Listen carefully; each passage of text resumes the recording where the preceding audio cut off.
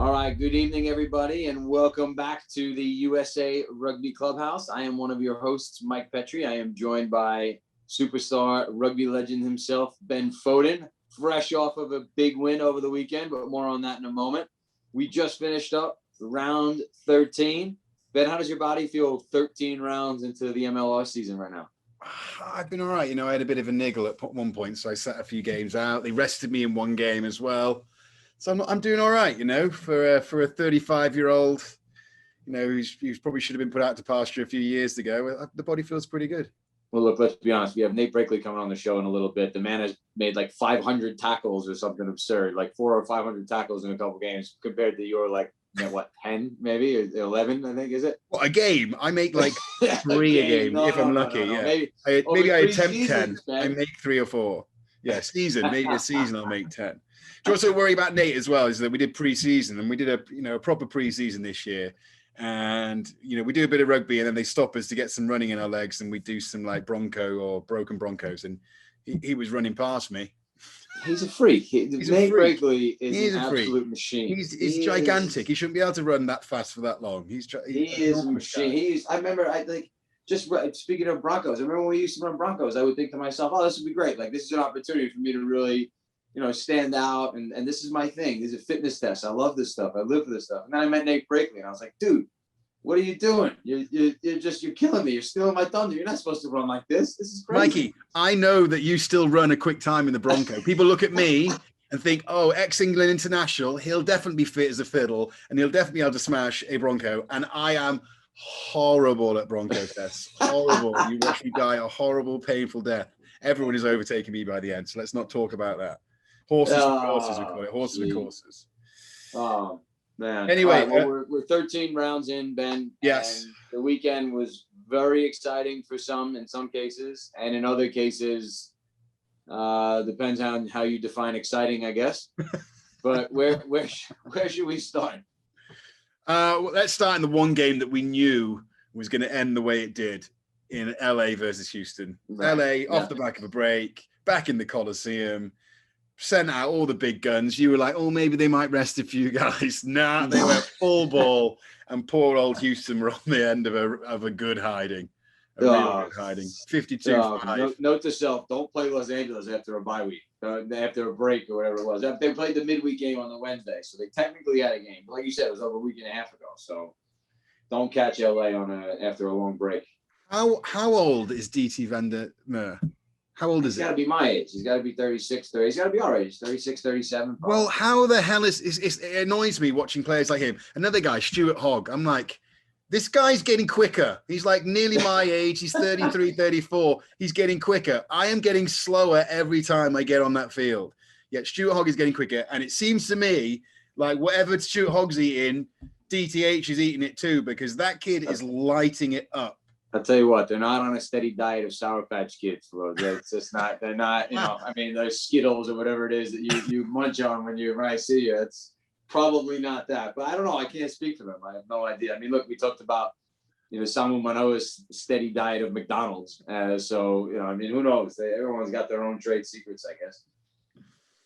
Right. So anyway, we always sort of knew that was going to be the blowout, right? There was nothing. Unfortunate for Houston. I know that we've been fans of them. We love what they're doing, and we had Nick Boyer on the show not too long ago, and he was bringing such energy, and he had such an injection of life into the team. About a quarter of the way through the season or whatever it was, and unfortunately, they just were on the wrong end of a Los Angeles route. Yeah, and I think they've just fired their coach as well and stuff like that. So they've got some changes at the head. I think they're already looking for next year, which we did mention. They are probably at the bottom of the West Conference now. So they're looking to make some changes for next year. Hopefully they'll trend in the right direction, because they did look hopeful at the start of the season, but things just sort of seem to have boiled out and fizzled out for them, and they've been left wanting. A game that really could have changed the East Conference, that we thought was probably going to be a bit more of a blowout in terms of NOLA versus DC. And DC actually put up a really good fight, and NOLA had to really work hard for their win. Who impressed you with the DC team? Yeah, look, just DC in general, I think has been playing some some ball that I think has left a lot to be desired. I know that at the beginning of the season we talked about DC was a team that we thought would be right in the mix, and then their form was not great as a group the past couple of weeks. I think a lot of teams in the East would have seen DC and thought, all right, well, this, not that it would be an easy one, because as Nate says, and as you've mentioned, there's no easy games anymore in the league, but it's definitely not like playing against Atlanta, right? Like you all had this past weekend. But look, I think that, they were right in it. NOLA is going to have a big ask now heading into the second part of this, or the remainder of the season, the final stretch that we're in, because I think they've got hardly any home games left, if any. I don't even know that some of these teams in the South are, just because of the way that the weather works, you all were on the road a lot early in the season. Those teams got a lot of home games early on. And so now the table is going to be flipped a little bit. You'll get the luxury of being home a bit more, and NOLA is going to be basically spending most of the remainder of the season on the road.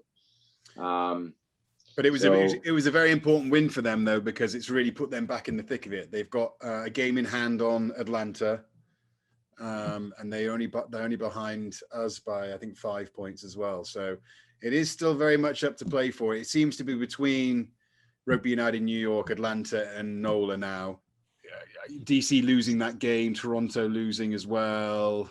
New England, they maybe could, but I just think they've left it a little bit too late. I was impressed with Threaten. He didn't play against us. He's had an injury, so he's been getting back, but he came back, scored a worldie of a try from about 50 meters out. Obviously, I watched someone like Threaten. I think he's more of like a bulldozing 13, but actually he was hot stepping. He left a few people for dead and scorched them to the try line. So I was impressed with his performance, and he might be the little spark that DC need to win a game in the next couple of weeks. So excited to see what he can bring back to the DC team. And I think that he'll inspire the people like Danny and Jason Howard and other guys like that to sort of, come out their shell a bit and be the spark that's sort of been missing from DC's attack. Yeah, that's awesome. I'm so excited for Threaten. He definitely had a standout performance this past weekend. And, I just remember Threaten and I earned our first caps together for the U.S. I mean, back in 2007 at the World Cup. And, he was just a 19-year-old kid. Myself, not too much older than him. So, to see him still being able to put in those sort of inspiring performances for DC. And I think that when he signed down there, that was part of their plan, right? He was someone that they could build their program around. You put him right in the midfield. He's a good athlete. He's powerful. He's a recognizable face in American rugby. And he's just he's a good kid, right? He's a good guy. He's a stand-up player. So to see him performing well is exciting. Yeah, definitely. We had Sam Harris on last week, and we were praising the AG's defensive performances, being one of the best defenses in the league. But this week they turned it on offensively, and they absolutely gave poor old Toronto a good drumming, 47-21. I was surprised by that result. And I think one of the reasons why I'm surprised at that results like that is because Toronto gave us a good hiding back at Cochrane Stadium, and it was our real wake-up call. And for me, I played in that game, and we had no answer for it. And I could see that they were all laughing and smiling and playing with confidence. And so in my head, that sort of embedded the Toronto team for me. But they've sort of lost their way, and they're losing a lot of games. Actually, I think they are bottom of the East Conference now, which is a little bit bizarre. And I do put it down to them. Their setup this year, they've been basically on tour and away from home for so long. And I think they're just waiting for the season to be finished, and they're sort of done with it. I think they're sort of waving the white flag, and Austin are very much still in the mix, playing well. And they're trending in the right direction come to playoff time. Again, the Western Conference is heated up a little bit. There's 4 teams in it: San Diego, Utah, Austin, and LA. So they're all fighting for that second spot, while LA are at the top. So, I think they're trending in the right direction. Toronto, sadly, are not. I think that Austin, I think it might have also been, we mentioned this for NOLA, it might have been Austin's last home game as well. Yeah. So that would have carried a lot of significance for them. So that might have been part of the reason why they really wanted to go out and put on a show in their last home game. And I don't know that for a fact. I'm pretty sure I saw that somewhere, but I mean, Toronto, it's not going to get any better for them. I just saw recently that they had 9 players selected to the Canadian team, which, congratulations to all of them.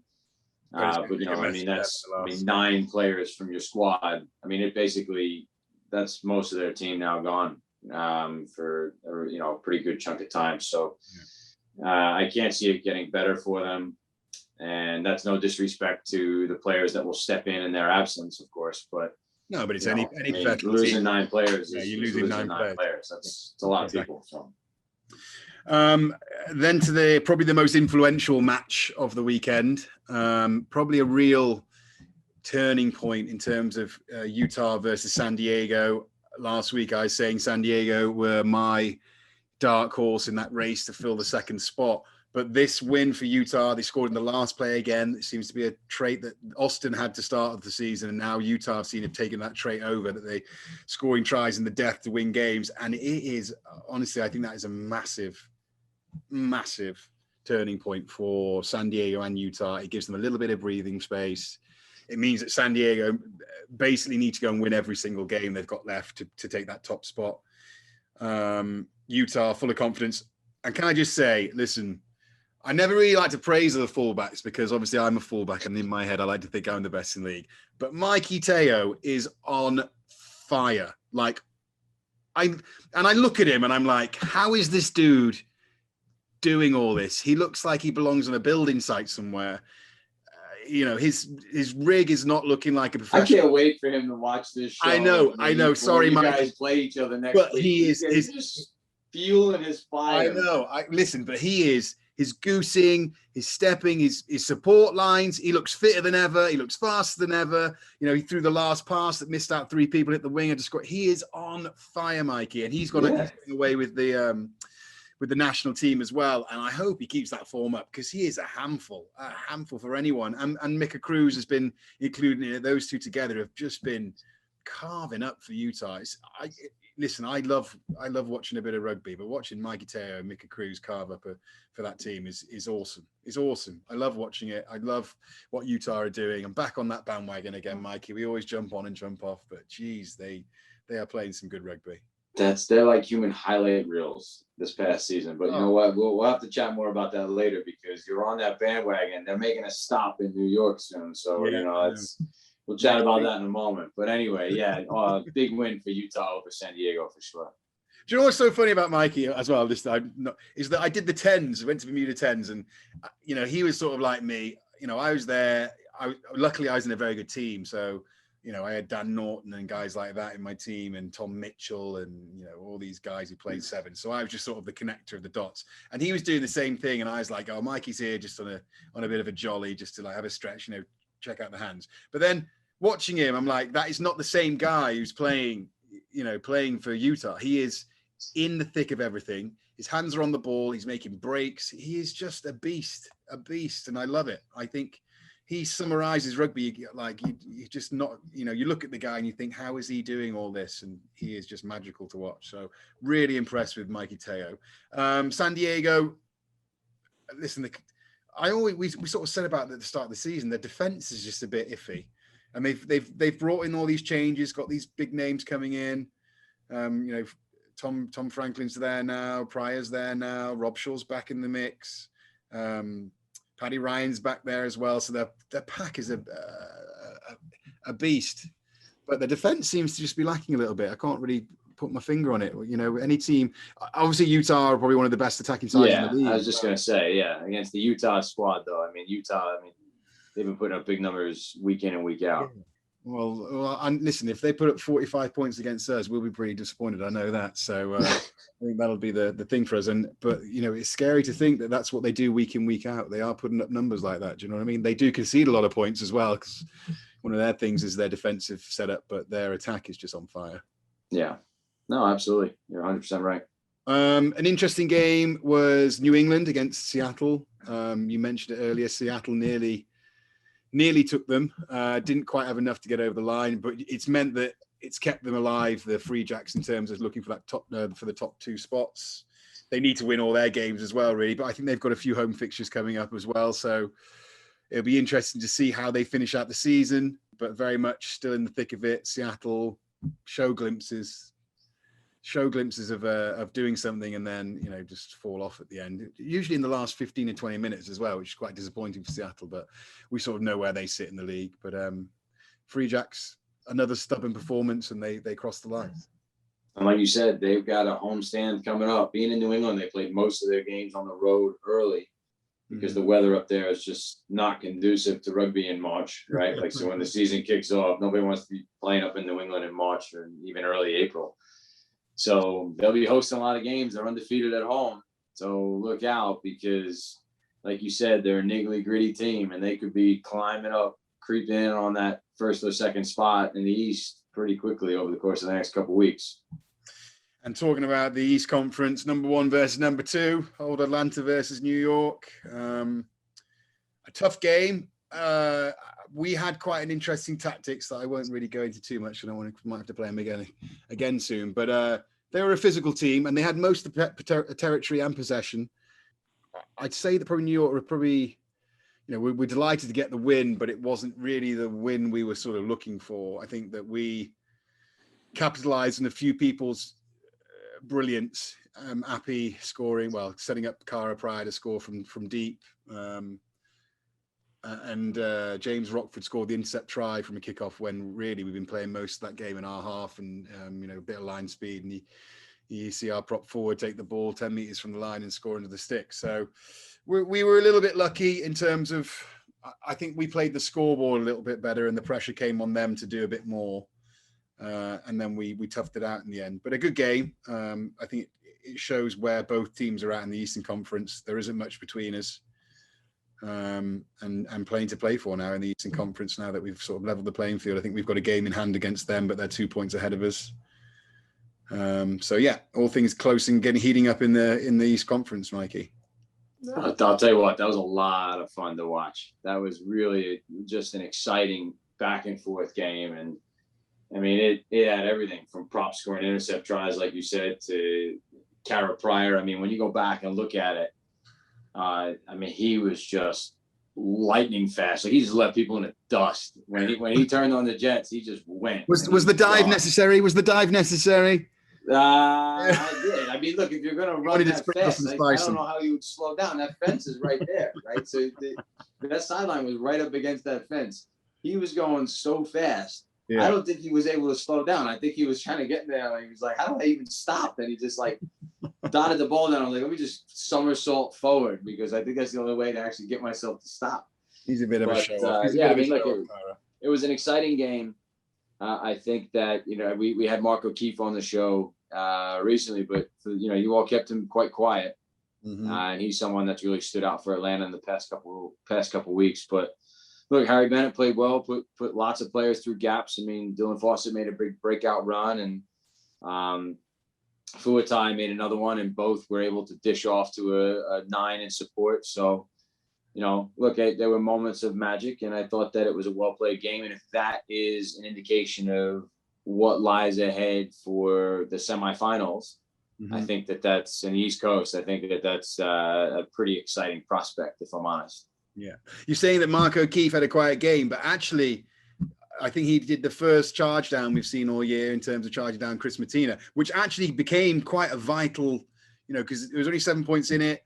They had a kick to touch at the end.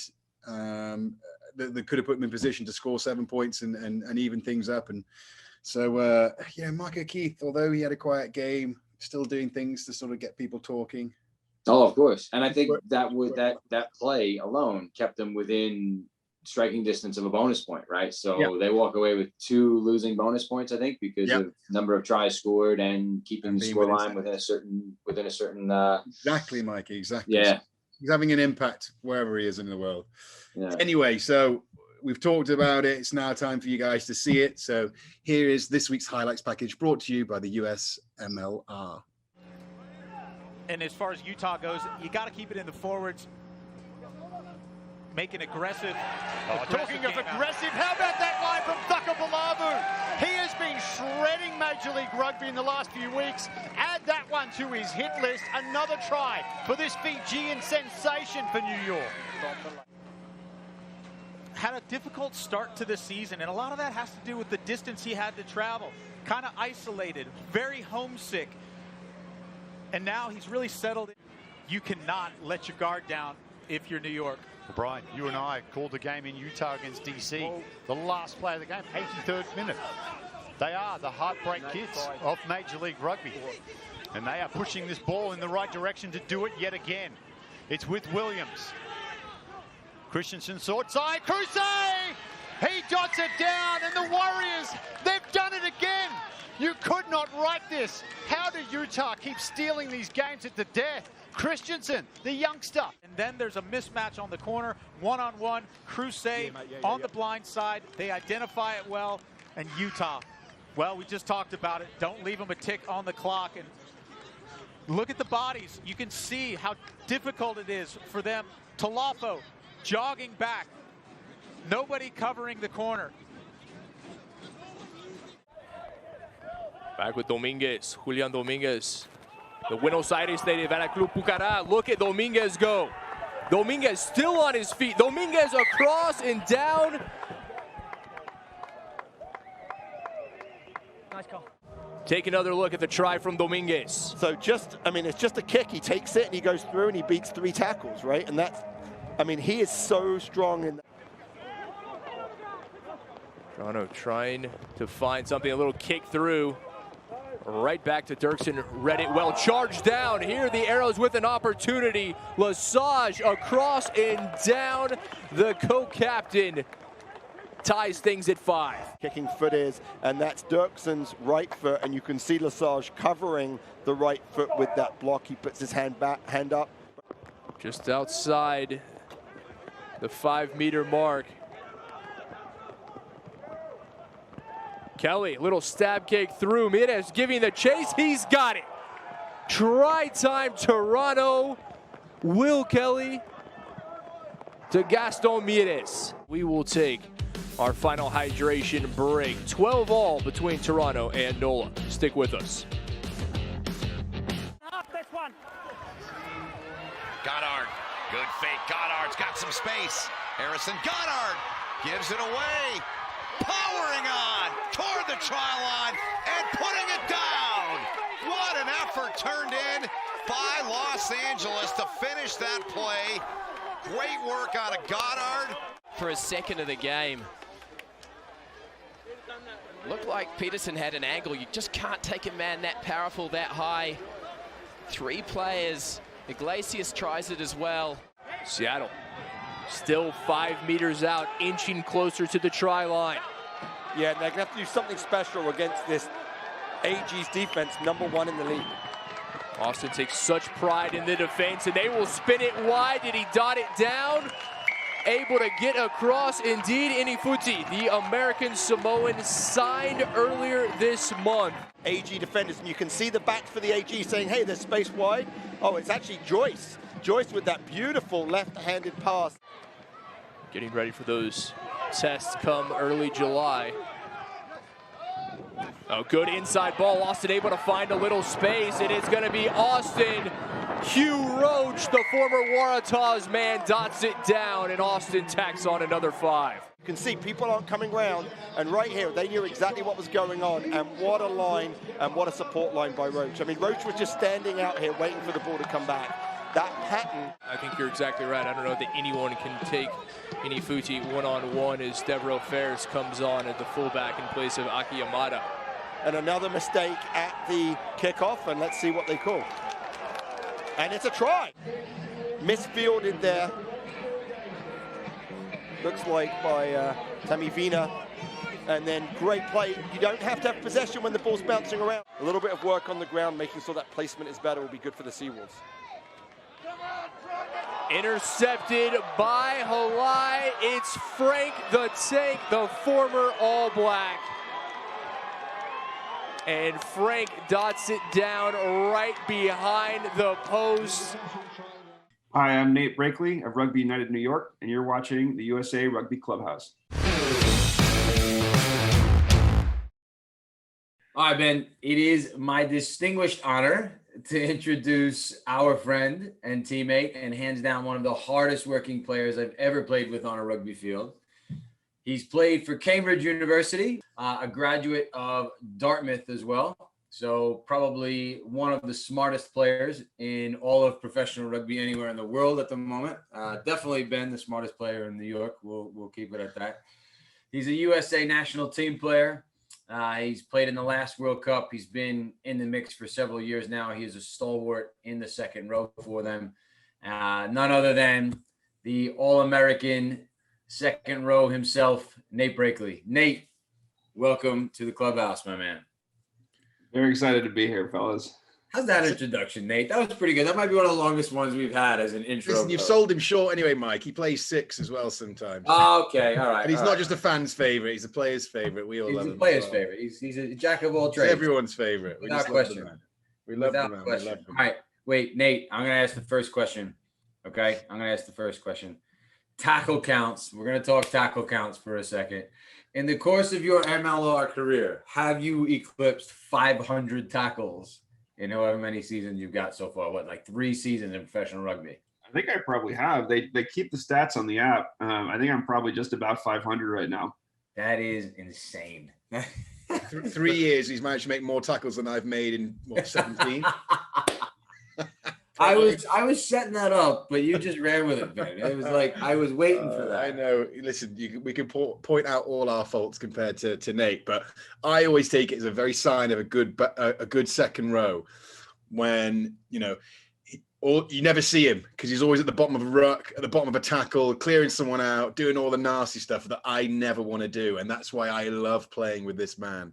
This man is everything I'm not, which makes him a fabulous rugby player in my eyes. So Nate, you've seemingly done it all, right? You've now put a sort of a stamp on your spot with the national team. You've clearly made your presence felt at Rugby United New York these past few seasons. But it's been quite a journey for you to get there, right? I remember when you first came out to play for the New York Athletic Club a few years ago, right after you got out of college from Dartmouth. And that was sort of the start of this illustrious career that you've had so far. But it goes even further back than that, because I know you played as a kid. So tell us a little bit about your experiences growing up and playing and how it sort of all funneled you to where you're at now. Yeah, so I started playing in high school. I just happened to be at a high school that had a team and I needed something to do. So I went out for the rugby team. I was playing football in the fall and rugby in the spring. Loved it.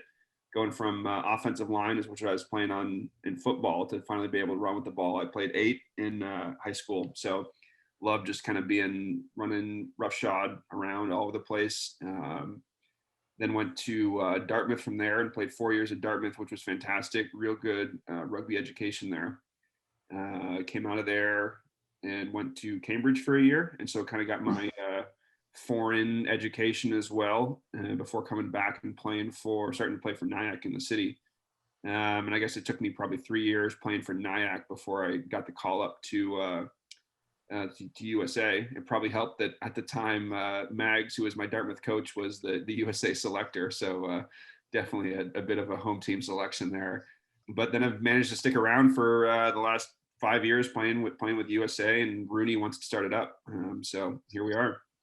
Tell me about Dartmouth, because I'm very interested in how college rugby is sort of run. And I know Ivy League schools do have quite a good rugby program. Tell me about the program there. Was it hard? Was there, how many guys did you have turning up to training?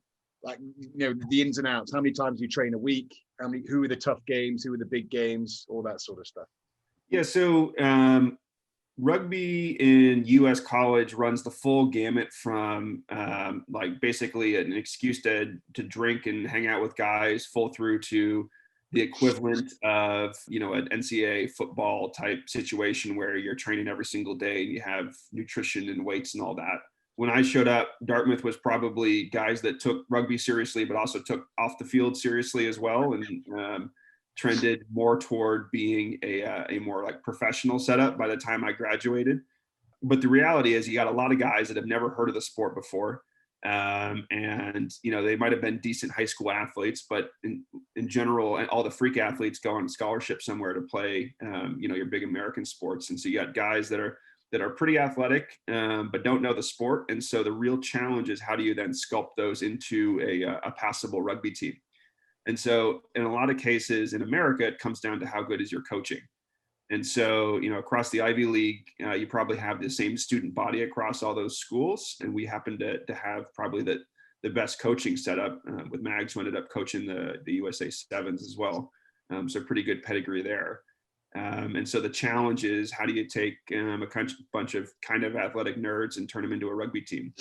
And so it was for me, it was just kind of learning how to go from being a big athlete, which is what you see with a lot of Americans, is they just kind of rely on athleticism, to learning a bit more nuance of the game, which is obviously always the challenge. And you probably see that at the higher level with like the Colorado Exos, where they're bringing in all these ex-football players that, can squat 1,000 pounds, but if they don't know how to hit a ruck, it's not particularly good strength that they're exerting there.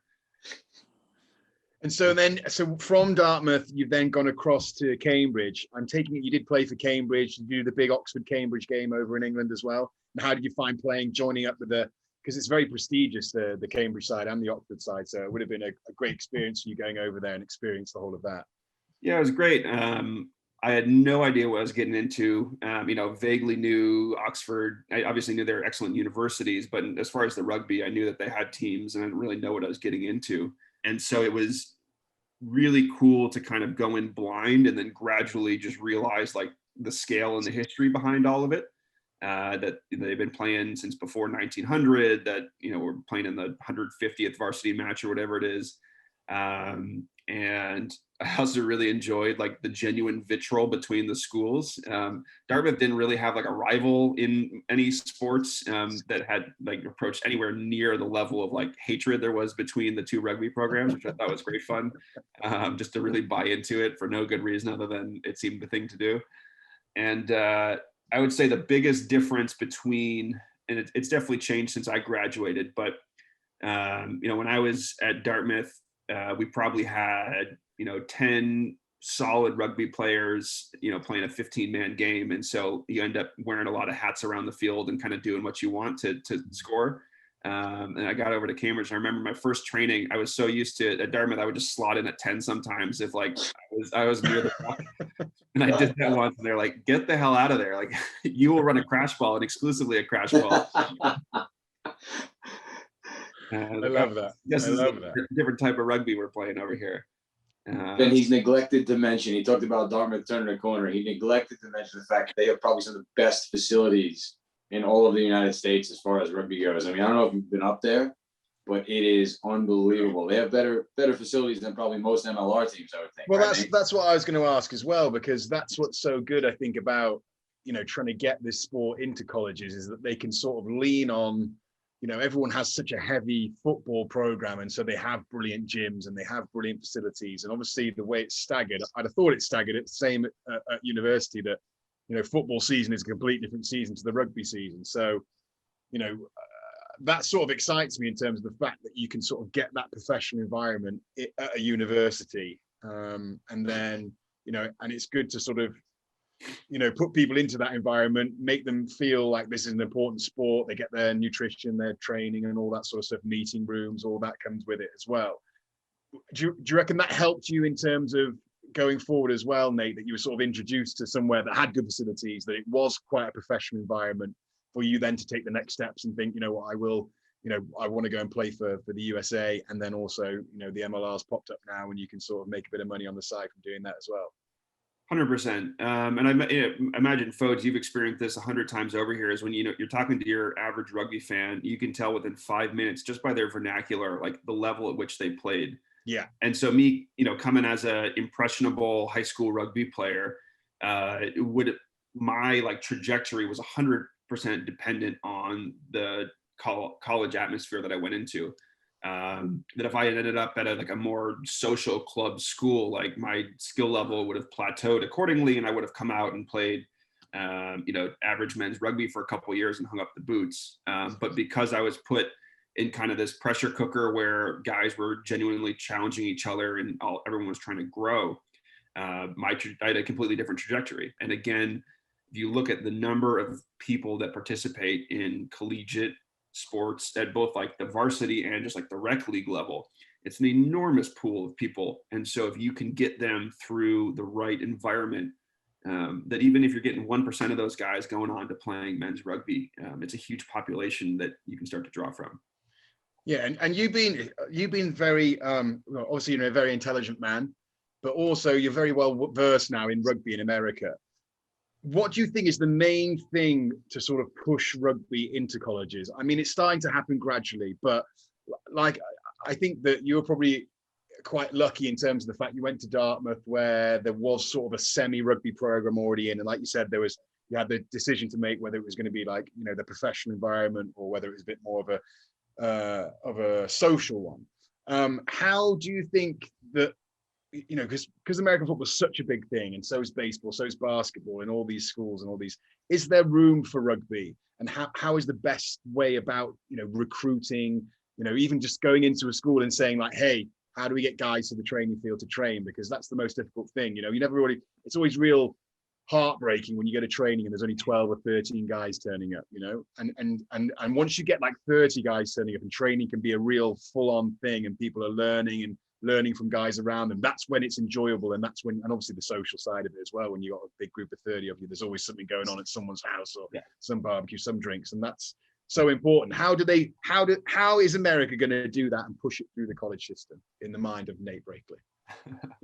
Yeah, I think there's a real kind of, as you point out, there's like a critical mass challenge there, is that once you get this sufficient number of guys that are bought in, it really feeds on itself. And you can do that kind of two ways. You can do it artificially if you look at some of the schools like Davenport and Lindenwood that have just decided, right, we're a rugby school. Rugby's going to be our main sport. We're going to throw a bunch of money into it. You just import a bunch of guys and then pull in some Americans as well.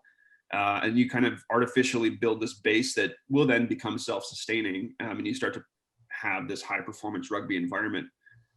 And the other way you do it is you do it kind of grassroots, is you go to these schools with long rugby traditions, like a Dartmouth or, all the other IBs have them as well. And you start to build this kind of base of professionalism where guys start to see the results of their buy-in. Nobody wants to go out and run sprints in the rain if there's no real payoff for it. Yeah. But once you start to see the results of your hard work, both on the field and off the field, to legitimize your club, I think you'll see more guys start to buy in. And again, it's, across, I'll just use the Ivy League because that's what I know. It's the same player pool. It's a bunch of, like I said, smart guys that aren't playing varsity sports. And so it's the guys that take the buy-in to up their rugby IQ and get in the gym to up their athleticism that's going to succeed. And again, Dartmouth has had enough success that now the next generation just continues to buy in because that's what they've always done. But let's be honest, Nate, maybe it's a pipe dream from my end. I'm listening to Foden's question, I'm listening to yours, and I agree with you wholeheartedly. But when you talk about legitimizing rugby at the collegiate level in the US, the avenue through which that is best accomplished is probably achieving a varsity status, right? Because then if you're varsity within your university, that's when you brought up the idea of recruiting, Ben. Like, no, at its core, if it's a club rugby program at a university, the reality is you can't really recruit, right? You can, and you can say, hey, we want you to come play rugby here. But that kid is on his or her own to get into the school. Yeah, he has to pay his own money, his own way and stuff. Exactly. Yeah, but what I'm sort of saying as well as the recruitment is like, listen, I've never been to American University. I've never stepped foot in one. All I've seen is from the movies. So all I see is that on the first day of university, someone puts up a table and a banner and it says, come play rugby. And you're just trying to get passers by. You see a big kid and go, hey, big kid, come over here and sign this form that you want to play rugby. Bring two of your mates who are equally as big as you. That's how I see it going down. Spot on. Exactly. Exactly how it does. Right. Okay. See, and I think that's quite a tough sell. Like, if for someone to never have played rugby, to promise them, listen, you get to hit people. There's no pads. It's so bloody complicated, rugby, compared to a lot of other sports. There's so many bloody rules. The social aspect of it is the sell. Like, it is the sell. Right. But how do you sell that if you don't know how many kids are in your team and you don't know? Do you know what I mean? Like, normally there's a clubhouse. So when you go and play rugby in England, you all end up in the clubhouse afterwards, showering and stuff, and then you go to the bar and you have a beer. that's how it works in England. And obviously at universities, I don't know if that's the same thing, and maybe not a clubhouse, but a frat house or sort of thing. That's what interests me though, because I'm very intrigued, and I do think that rugby could, and if it gets its roots into colleges, and we get a conveyor belt of talented players coming out of those into the collegiate draft, joining the MLR, I could just see America becoming such a powerhouse in the game. And obviously, if it did turn into a varsity sport and kids could go to university and get a degree while they're doing that, even better. And I could just see it, really catapulting. And obviously, like Nate is a prime example of someone who, has got a very good head on his shoulders. He enjoys the game of rugby very much so, but he wants to play for USA as well. He wants to compete for his country, go to a World Cup, travel the world, and he's he's probably at the start of the chain. One of the first to sort of come through that. But there's in another 5 or 6 years, it just excites me to think where people could be. Yeah, and I think having that MLR pathway creates a much more convincing dialogue around the sport. Mm-hmm. Whereas previously it's, why do you want to play rugby in college? So I can drink in college, and then when I graduate, I have someone to drink with. Versus now it's like, by playing well in college and building a collegiate program, you increase the visibility of your school, which is what it comes down to, right? Is the school wants donations, and they want interesting people applying to their school. And so if your rugby program puts people into rugby careers, suddenly you're more appealing as a university. And so, again, it's a more compelling sell to the school to legitimize your sport versus, we're going to get the same 20 guys into your social program every year, which they don't really care about. So what you're saying, Nate, is once you're done with rugby and your, computer programming mind kicks into overdrive and you make your first billion, you'll be writing a big fat check to Dartmouth and their rugby program. Is that what I'm getting here? Do I need to hand in my CV to Dartmouth to be their rugby coach in the next couple of years? We'd love to best coaching job in the country, folks, is the Dartmouth head coach job. That's it. Okay. And you probably don't know this, but I'm actually on the board of Dartmouth Rugby. So if you do hand me your CV, I'll see to it. Right, I'm writing this down all now. Get it all down quick. Yes. Jeez. I'm looking for a new career. That's it. Too. That's it. Ben is in there. Best coaching game in the world. Ben Foden just threw his name in the hat. That's it. It has to be though. Genuinely, it has to be, right? An unbelievable location. So much support from the alumni network because, that whole facility was built because of generosity from alumni like yourself, right? People that care about the program, want to give back, realize it's not a varsity program, and funnel money into the rugby clubhouse. You guys actually have a clubhouse, right? You actually have a place that you call home on your campus. Yeah. It's it's a huge labor of love through, alumni going back to when we were founded in 1950. And so it's a huge advantage that we have is that there's that many people that feel passionately enough about it, and they realize the value of a rugby education, in this case, a Dartmouth rugby education, that they're willing to continue to fund it. But obviously that's not a scalable model. You don't necessarily have those alumni that have the piggy bank to fund that type of thing. And so I think, to Fodes' point, you need to grow it through the university system as well. And it's honestly probably to everyone's benefit that you see a lot more women's programs have been popping up, probably there's a Title IX edge to it, but also by having a varsity rugby program, men's or women's, it's, again, legitimizing of the sport in an American context that probably doesn't know it that well.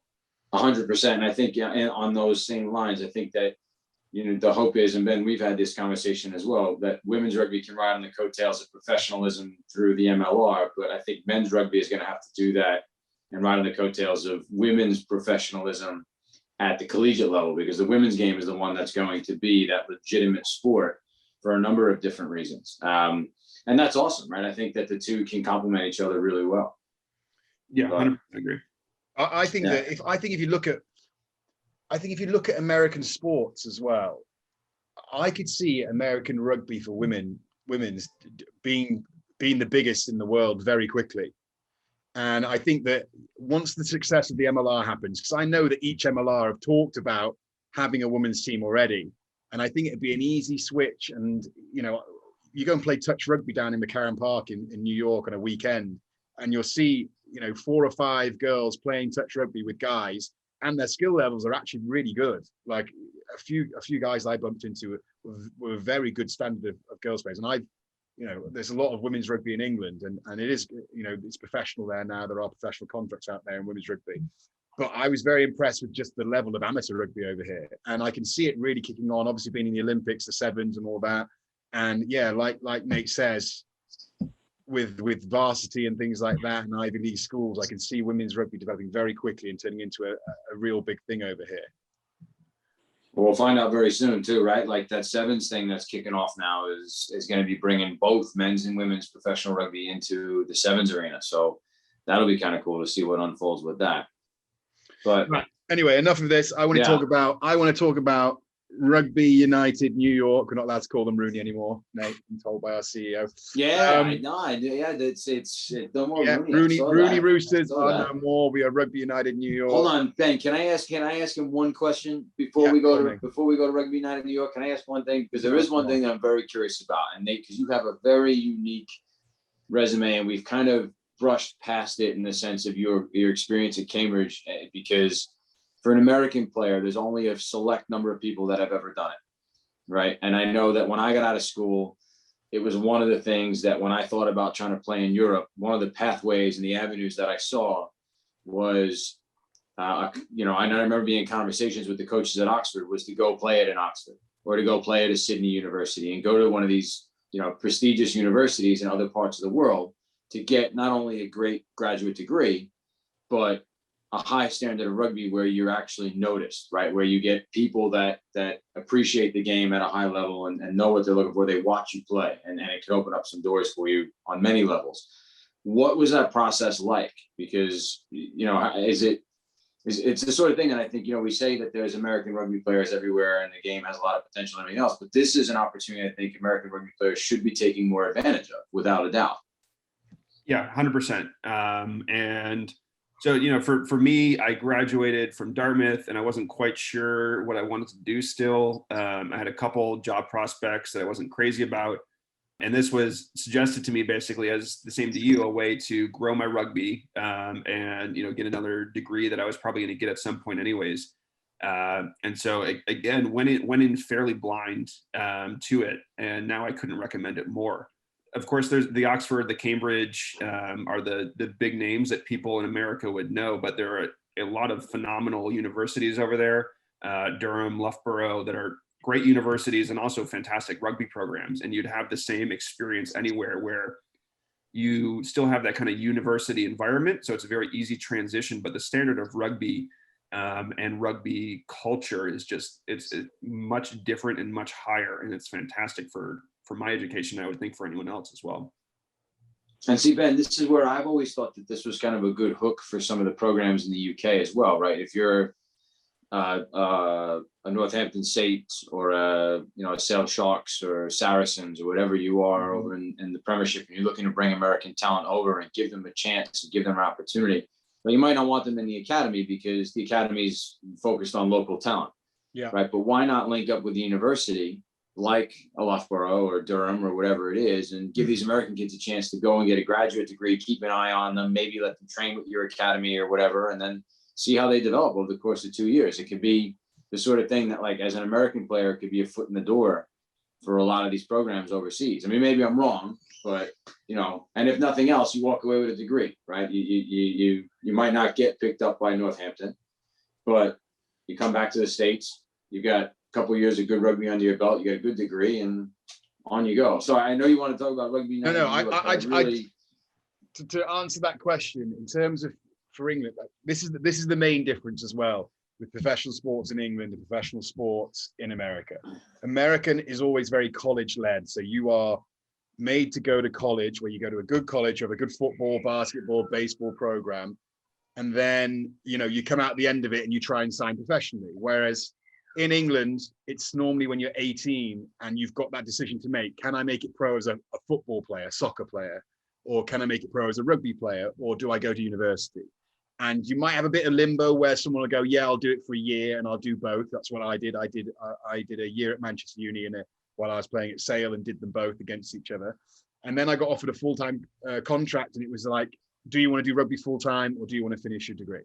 And I was like, right, well, you only get one shot. I can always go back and do the degree as a, you know, later on in life, but you've only got a certain amount of time to play professional rugby. And so those years between 18 and 21 are probably the most key for an English rugby player, because your coaches will know by the time you hit the age of 20 or 21 whether you'll make it as a professional rugby player in the Premiership and higher level.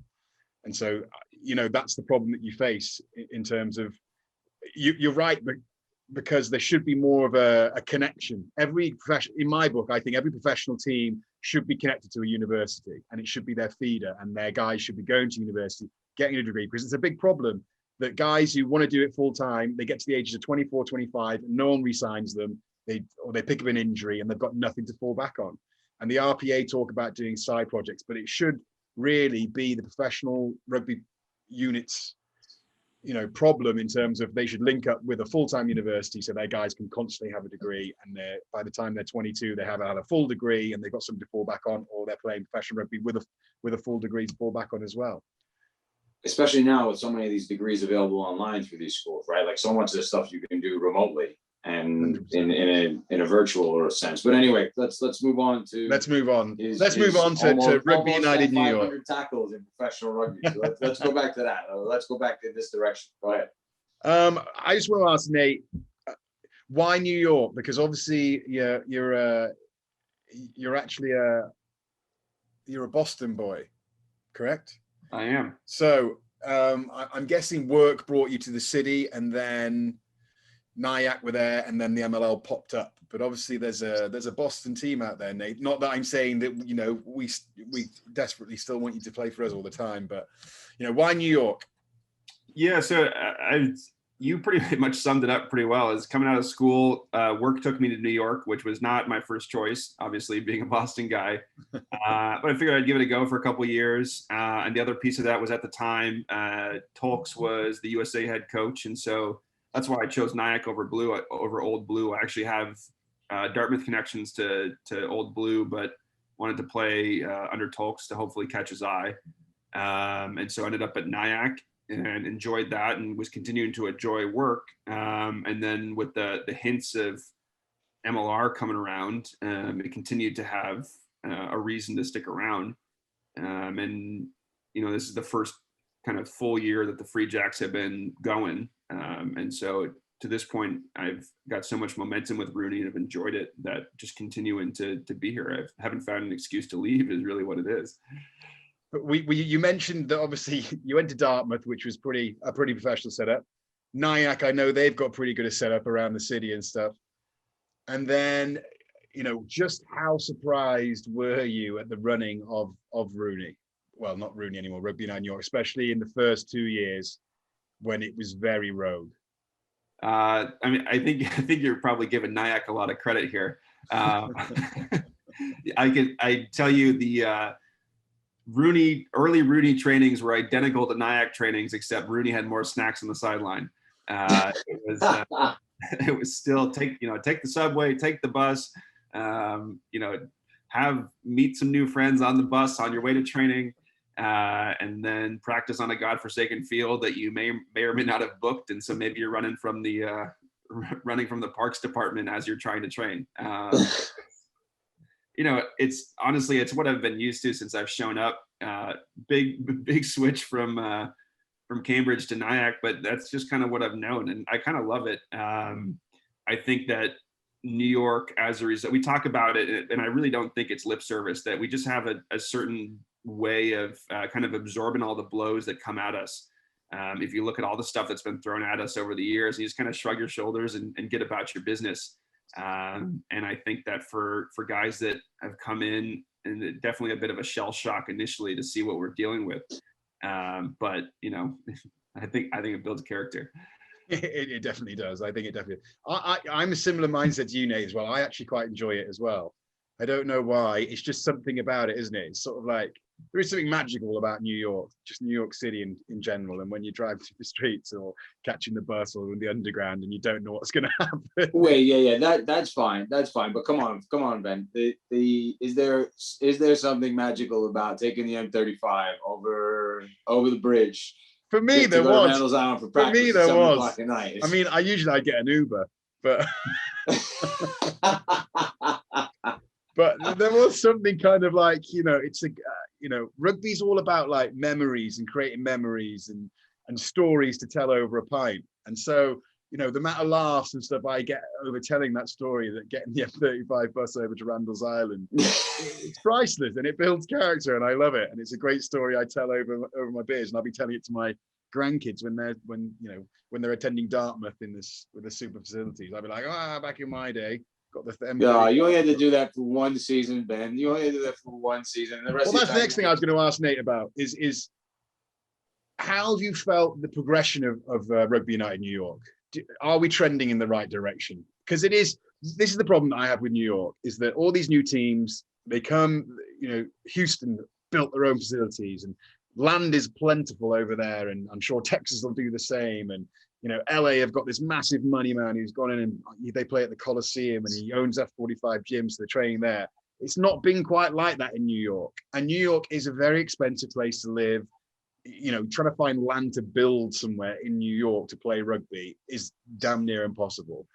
But I've seen little progressions every year.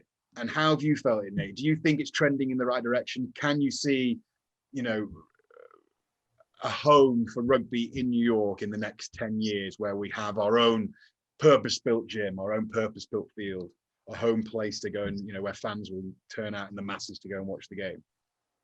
Yeah, absolutely. I think that the team has been trending upwards, and probably in all ways that the average fan doesn't see, right? We made the semifinals the first year, and as far as anyone else is concerned, like, that's the bar, right? And so we have to go besides win a final, otherwise that's the standard. And then behind the scenes, we've seen all the duct tape and the scrapes and the bruises, and so that's the side of the house that I think we've seen massive progression in. And probably unintentionally and probably somewhat perversely lucky, this season has been fantastic in terms of the facilities, where we had to scramble and find a warehouse in New Jersey, but it's been fantastic to have basically a purpose-built gym next to our own field when we train when we want to. And I think that we've seen the payoff of that we're going into games actually prepared again, instead of we've had one training this week because that was the only time we could get the field, and so we're ready to go. And so I think we've seen massive parts of that. I don't think that New York's ever going to be on the level that Houston or Austin or LA is, either from the money side or from the side where they have all these purpose-built facilities. But again, I think that's part of it, right? Is that people don't come to New York because they expect to live in 2,000 square feet and have everything handed to them. People come to New York because they want to be part of that city bustle, and it's almost a disservice if it was luxury the whole way down. I love that. It's a disservice if it was handed to you. I love that. It's so good. They want to be part of the grind. Well, Nate, you've mentioned about your tackle count and things like that. For me, I always love watching you play because you actually really enjoy rugby, and you enjoy the toughness of it, the mental side of it as well. It's very interesting to me as well, actually, that probably so I spent 10 years at Northampton. Obviously, I spent now 3 years at Runy, and the most intelligent guys both times in my team have been second rows. A guy called Christian Day, and he was the smartest guy on our team by miles, and then yourself, and then Nick as well. He's also very well educated, another very smart guy. Is there something to this? Is there something too that you have to, if you're going to run a line out, you probably need to be pretty intelligent in terms of writing the line out, remembering it all, and getting the calls? Or is it just because you're working with prop forwards? Well, they protect me, so I won't make any disparaging comments about our props. I don't know what it is. I've just found the second row it fits really well with kind of my ethos about things, which is just kind of, I'm very happy to put the graft in. I've got a good motor, and I've discovered that that's kind of what I'm going to hang my hat on. And second row is a great spot where not a lot of speed's expected of you, not a lot of kind of soft skills expected of you. But if you put in the graft and hit your rucks and make your tackles, you're a pretty good second row, it turns out. That's amazing. You most certainly are, Nate. You most certainly are. That's amazing, Nate. Let me ask something, because I was actually going to ask this exact question, because you talk about being bright, right? You're obviously one of the bright guys out there. I mean, I love the way you carry yourself. You play the game with a smile. I for one, count you, like I said earlier at the very beginning of this whole thing, as without question, one of the hardest working teammates that I've ever played with. More importantly, one of the guys that I really have an incredible amount of respect for and I really look up to. And I just loved playing alongside you for so long. But I think people grossly underestimate, especially social rugby players, grossly underestimate what it's like to be a leader as far as lineouts go, right? I mean, so tell us a little bit about just how much work goes into that process, because I mean, it is a huge, huge responsibility at the top level. At the test level, you've done it at the professional level. You know, I don't know how involved you were with that with Cambridge, but I mean, it is like a major, major thing. So tell us a little bit about what that's like. Yeah. So I'm probably should just up front give a lot of credit to Nick, who does a lot of the attack stuff for us, and then Marty Veal, who I've been playing under for probably 5 years now. He's my first USA forwards coach. Has given me a lot of insight into the whole process. But it really is much more akin to, like, it's almost a parallel to American football, where you have these pre-drawn up plays where you're kind of calling them at the line and then trying to beat what you see in the defense. And so in the same way that you would approach an American football game, where you're watching their defense, you're looking at their cues, you're understanding what their tendencies are to try to attack and exploit them. It's the same with the lineout, where you want to see a team, you look at the team, you see how they normally defend, you understand who their strong and weak defenders are, and then attack it appropriately. And I also think that there's a huge amount of creativity that goes into it. In terms of there's not a lot of rules in the line out, a lot fewer than people probably think, in terms of how you can run them. And so you can come in with, there's 100 different ways you can approach it. And so finding the best one and executing it is a real fun puzzle every week. And so in terms of what a typical week looks like, obviously review what we did the last week. And then this week, Nick and I were on the phone today watching, so Utah's this weekend, watching their lineouts. We know they do XYZ. We know that their caller likes to approach it this way. How can we counteract that? And at the same time, how can we also give ourselves best ball to let our backs play the way that they want to play coming out of it? And so it's kind of fitting all those puzzle pieces together. Ben, you were doing that today, right? You were sitting there watching some of the Utah stuff during your day off, weren't you? I'm always, listen, you guys are playing checkers and I'm playing chess, mate. Don't worry about it. But the lineout game has always baffled me. Like, and I appreciate you sharing that with everybody, because it's like you said, it's this microcosmic game in and of itself, but that you have to switch on for at a moment's notice, right? You're in the middle of the grind, you're exhausted, and then all of a sudden you have to make a call, and there's no headphones, right? You don't have a headset to the coach who's telling you what to do like you do in American football with a lot of these quarterbacks. It's like you're literally going up to the line and just calling the shots yourself. And it's the accuracy, the precision, the detail that goes into lineouts, I think, is incredible. And you have done a tremendous job in bossing that with all these different programs that you've been on. And like I said, I think it's just grossly underestimated, 100%. So Nate, you've successfully explained the line out and all that sort of stuff. Now explain the scrum. I still don't know the rules. And we never will. That's the beauty of it. We go to scrum practice and all the props stand in a circle, and as far as I'm concerned are, speaking in Russian to each other, and me and Nick and Charlie just kind of look at each other and just say, okay, we push now? When do we push? 1, 3, 1, 2, 3, push. I want to talk to you quickly, Nate, as well about you've just recently been selected to go over and play in the summer internationals against England at Twickenham. We've mentioned already that you've been to a World Cup and played in a World Cup and that sort of thing with USA. How do you feel USA Eagles rugby is coming along? Because obviously we mentioned the MLR. You haven't, obviously last year would have been the first year you really would have seen the benefits of having a professional league. But I'm really looking forward to watching you guys go out there. You've got a promising squad, Gary Gold at the helm. I'm looking forward to you guys getting out there. How do you think your squad looks? How do you think your chances are? Are you really, salivating to get out there at Twickenham as well and test yourself against one of the tier 1 nations in rugby? Yeah, I mean, that match on its own is going to be phenomenal. Play against England at Twickenham is a dream, especially from a tier 2 nation point of view, right? That's exactly where we want to be testing ourselves. Looking at American rugby, just in the time I've been there, the fact that we now have all guys in professional environments. I think I was actually the last holdout still playing for Nyack before Runy showed up. But I think the biggest difference is, USA Rugby has always kind of had ups and downs where we've had some big wins or almost wins. But I think we've seen the floor kind of raise as well, is that because guys are in full-time environments all the time, a lot of them playing with each other, is that the standard of performance that's expected is much higher now. And so when all these guys come in from their different teams, like if you look at this season, just compared to MLR 2 seasons ago, every single game this year has been a massive battle and a massive grind versus 2 years ago. There are weeks that we could probably cruise a bit more. Is that as that standard continues to raise, USA players will show up just by nature of playing MLR overseas in playing much better standard and ready to go. And so I think that consistency is going to continue to add huge value as we go forward. Yeah, definitely. I think that, do you watch a bit of the Premiership, Mikey and Nate?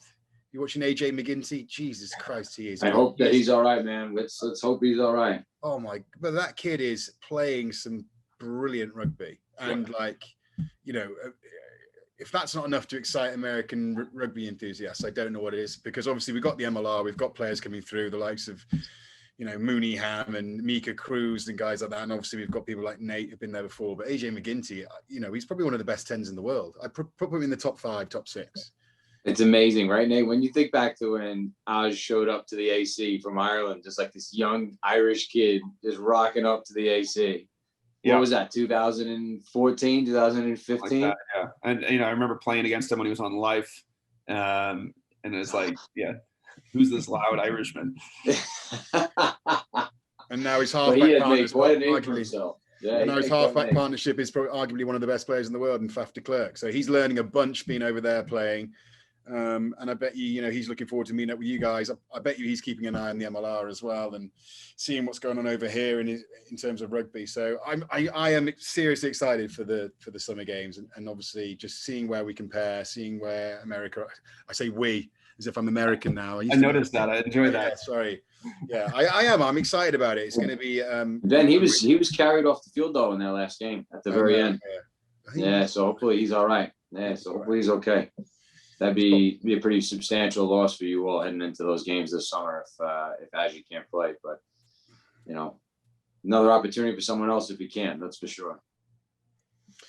And okay, we'll finish it off pretty soon. Nate's got to let you go, and we've got to, we could speak to you for hours about all sorts of things. But I want to know, what's the future hold for Nate Brakeley? We mentioned obviously you have a very good degree, you have a very good job. Are you planning to stay in professional rugby as long as you can and see how long you can play for America for? Have you got one more World Cup in you? Are you going to play in the MLR until you win the championship, win it all, which could be this year, most likely might be this year. What's the future hold for Nate Brakeley? I've got to tread very lightly here because I know my fiance is listening from the other room. So I am hopefully playing through the next World Cup. Is my goal to represent USA in France in 2023. And so obviously MLR through that. And then from there, we'll see kind of what the future holds. I'd be 33 at that point, and I definitely don't have another 4 years in me after that. And so we'll see what life looks like. But honestly, I was thinking 2019 World Cup was going to be the end of the line for me, and realized that my body wasn't falling apart quite as quickly as I thought it would. And I'm still loving it and having fun. And so, what comes next? At some point I'll hang up the boots and, work my desk job full time. But until then, I'll just keep trucking along. Yeah. You want to prolong that for as long as possible, Nate. Prolong. Oh, jeez. Well, look, Nate, you've there have been some pretty legendary USA Eagles locks that have come through the ranks. When you think of the likes of a Luke Gross or an Alec Parker, the icons of the second row back in the day, the Towers and the Giants, the guys that, when I was a kid, everyone in the USA Rugby system looked up to, and now you're stepping into that prominence and carrying the torch in this in that same fashion. And so it's exciting for me, for one, as a friend, as a teammate, to see you do that.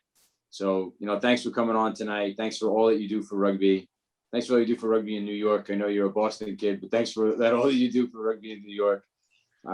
It's amazing and incredible watching you play. And, I for one, am grateful to say that I had the opportunity to play alongside you at one point in my career. So thanks for coming on with us tonight, Nate. And Ben, if you want to close it out, go on, do your thing.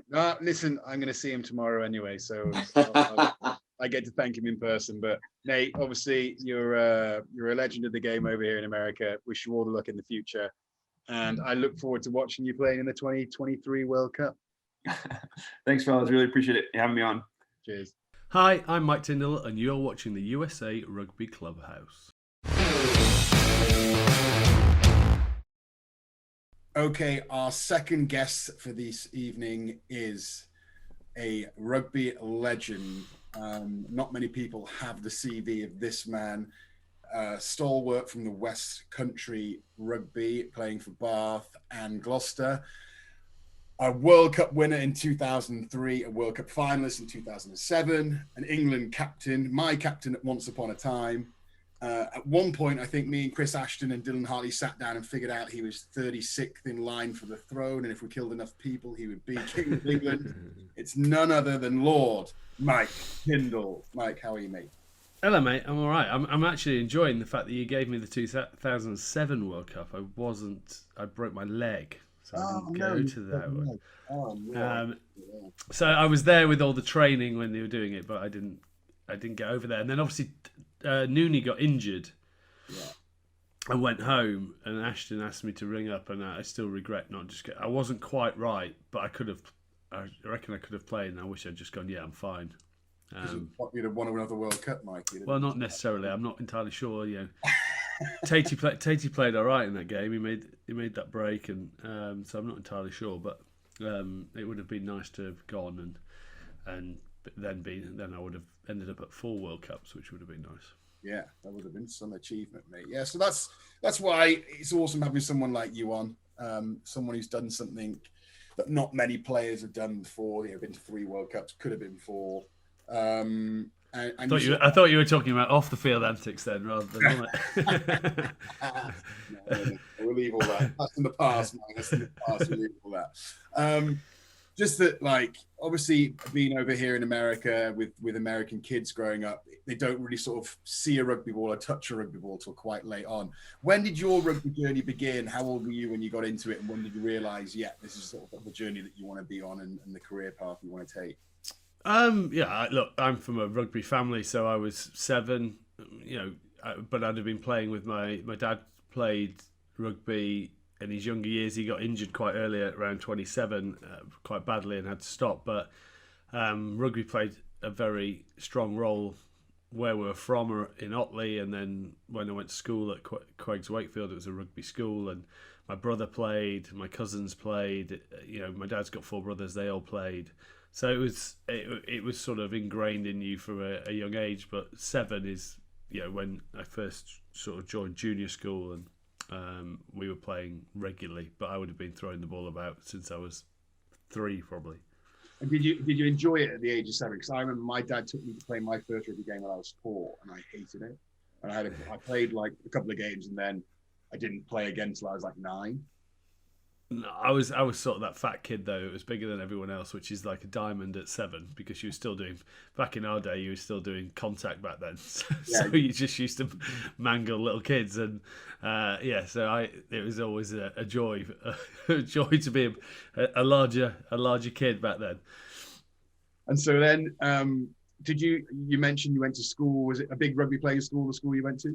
Yeah, so Queggs Wakefield was sort of in Yorkshire one of the best. Well, it depends on years. Obviously, schools fluctuate up and down, but it's a renowned rugby school up in Yorkshire. And you used to flip across, whether up to Pocklington, across to Hymers or wherever where Alex Sanderson actually played, and So yeah, you jumped around, but it was a well-known school up north, and when I was at school, we sort of went to the Daily Mail Cup final and bits and places. We had a good year as well, so it just happened to be that we fell into a good year as well with good players. Yeah, and all those things like the Daily Mail Cup, they always put you sort of in the shop window for getting picked up by teams. I think Bath, am I correct in saying Bath was your first team?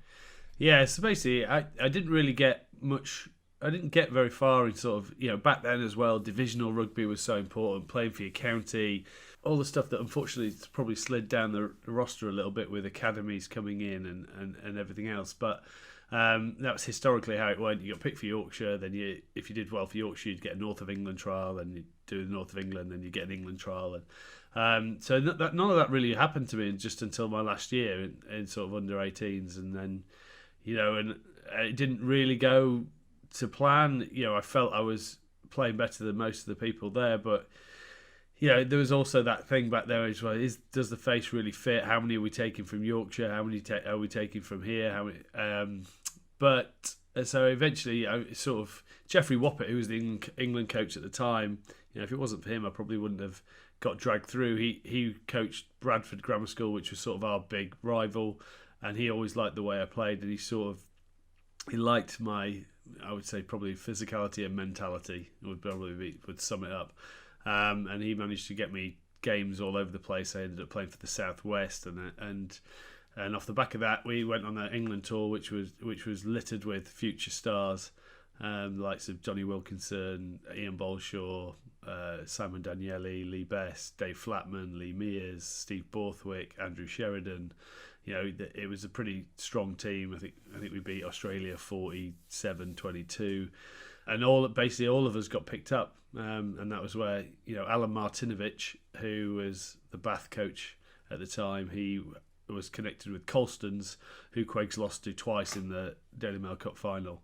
Mm-hmm. So he sort of knew about us anyway, and he was the academy / second team coach at Bath, and he offered quite a few of us a deal. Myself, Mearsy, Bolsh. And so we went there, and it sort of went from there. And do you think, you mentioned this is back in the day, but do you think rugby's come on leaps and bounds from them in terms of recruitment? I know that a lot of teams now in the Premiership have, people specialising in scouting and looking for, diamonds in the rough. Obviously, there's still England under 20s and England under 18s and stuff. But you mentioned the schoolboy stuff was always a little bit fickle in terms of, like you said, you needed a face that fits, you needed to go to the right school, you need to know the right people if you were going to get selected. Do you reckon that's changing a little bit with the game going professional and money being involved in the game a lot more? Yeah, it's definitely changed because you don't have to go down the schools route anymore.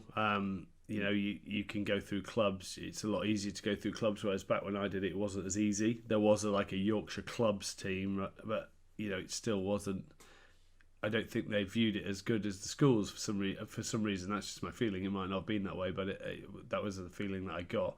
Whereas now you just can't get missed. I think we miss out on opportunities. I think for players to accelerate their learning through because of academies, you end up just playing other academies. So it's basically just playing under 15s rugby, under 16s rugby, and then you sort of get into your Gold Star Academy, which is sort of around the first team, but you never really get to play. And when you do play, you play against other Gold Star Academies. So you never, when I joined Bath, you were playing against nuggety old men who knew every trick in the book. So you learnt at a very accelerated level.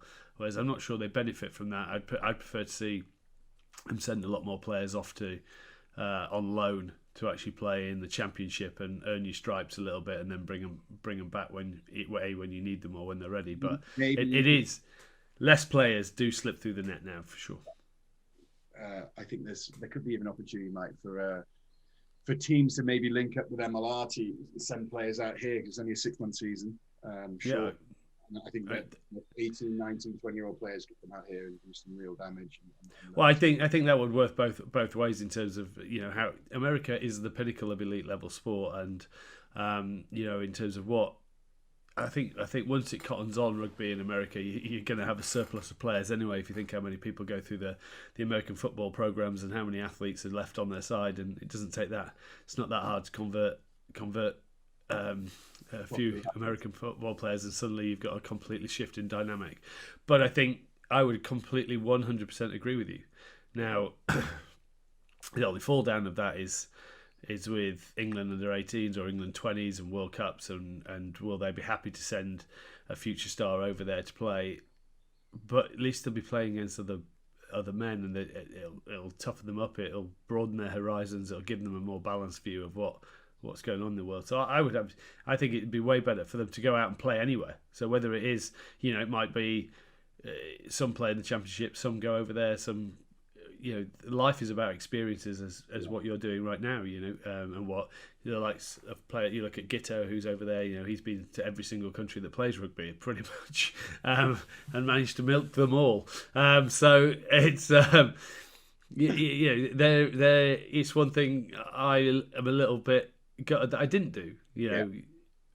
But then England was always my focus for such a long period of time that by the time that window closed. You've got family and you've got kids and you've got a lot of horses. There's not many places you can go.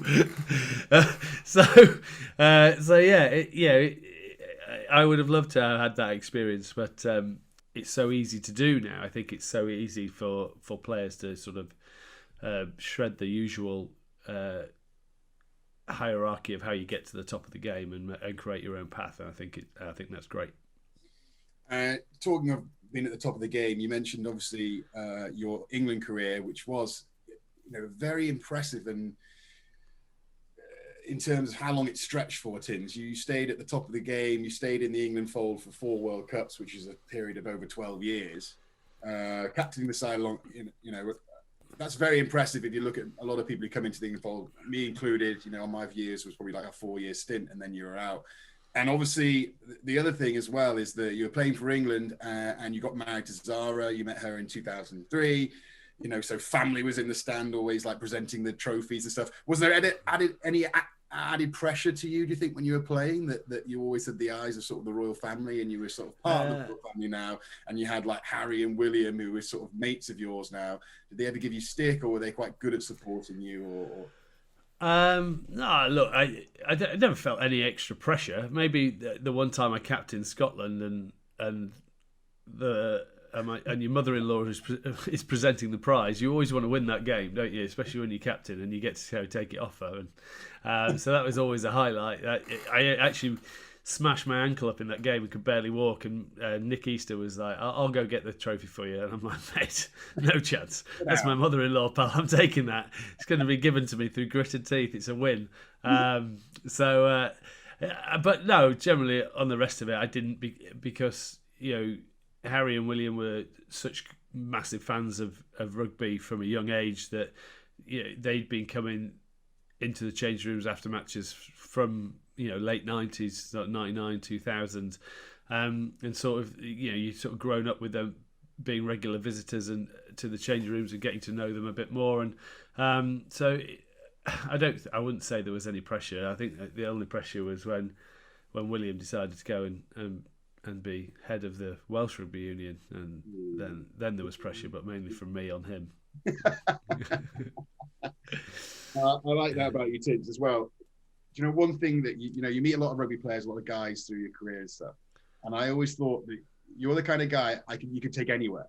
It doesn't matter the situation, wherever you go in the world, you could take Mike Tindall, whether it was with royalty, whether it was with a local council estate, or rugby in the park, or a big rugby championship. You're just one of those guys that sort of can go in there and sort of sit with everyone. Everyone wants to talk to you. You can talk to everyone. I always found that one of your best qualities.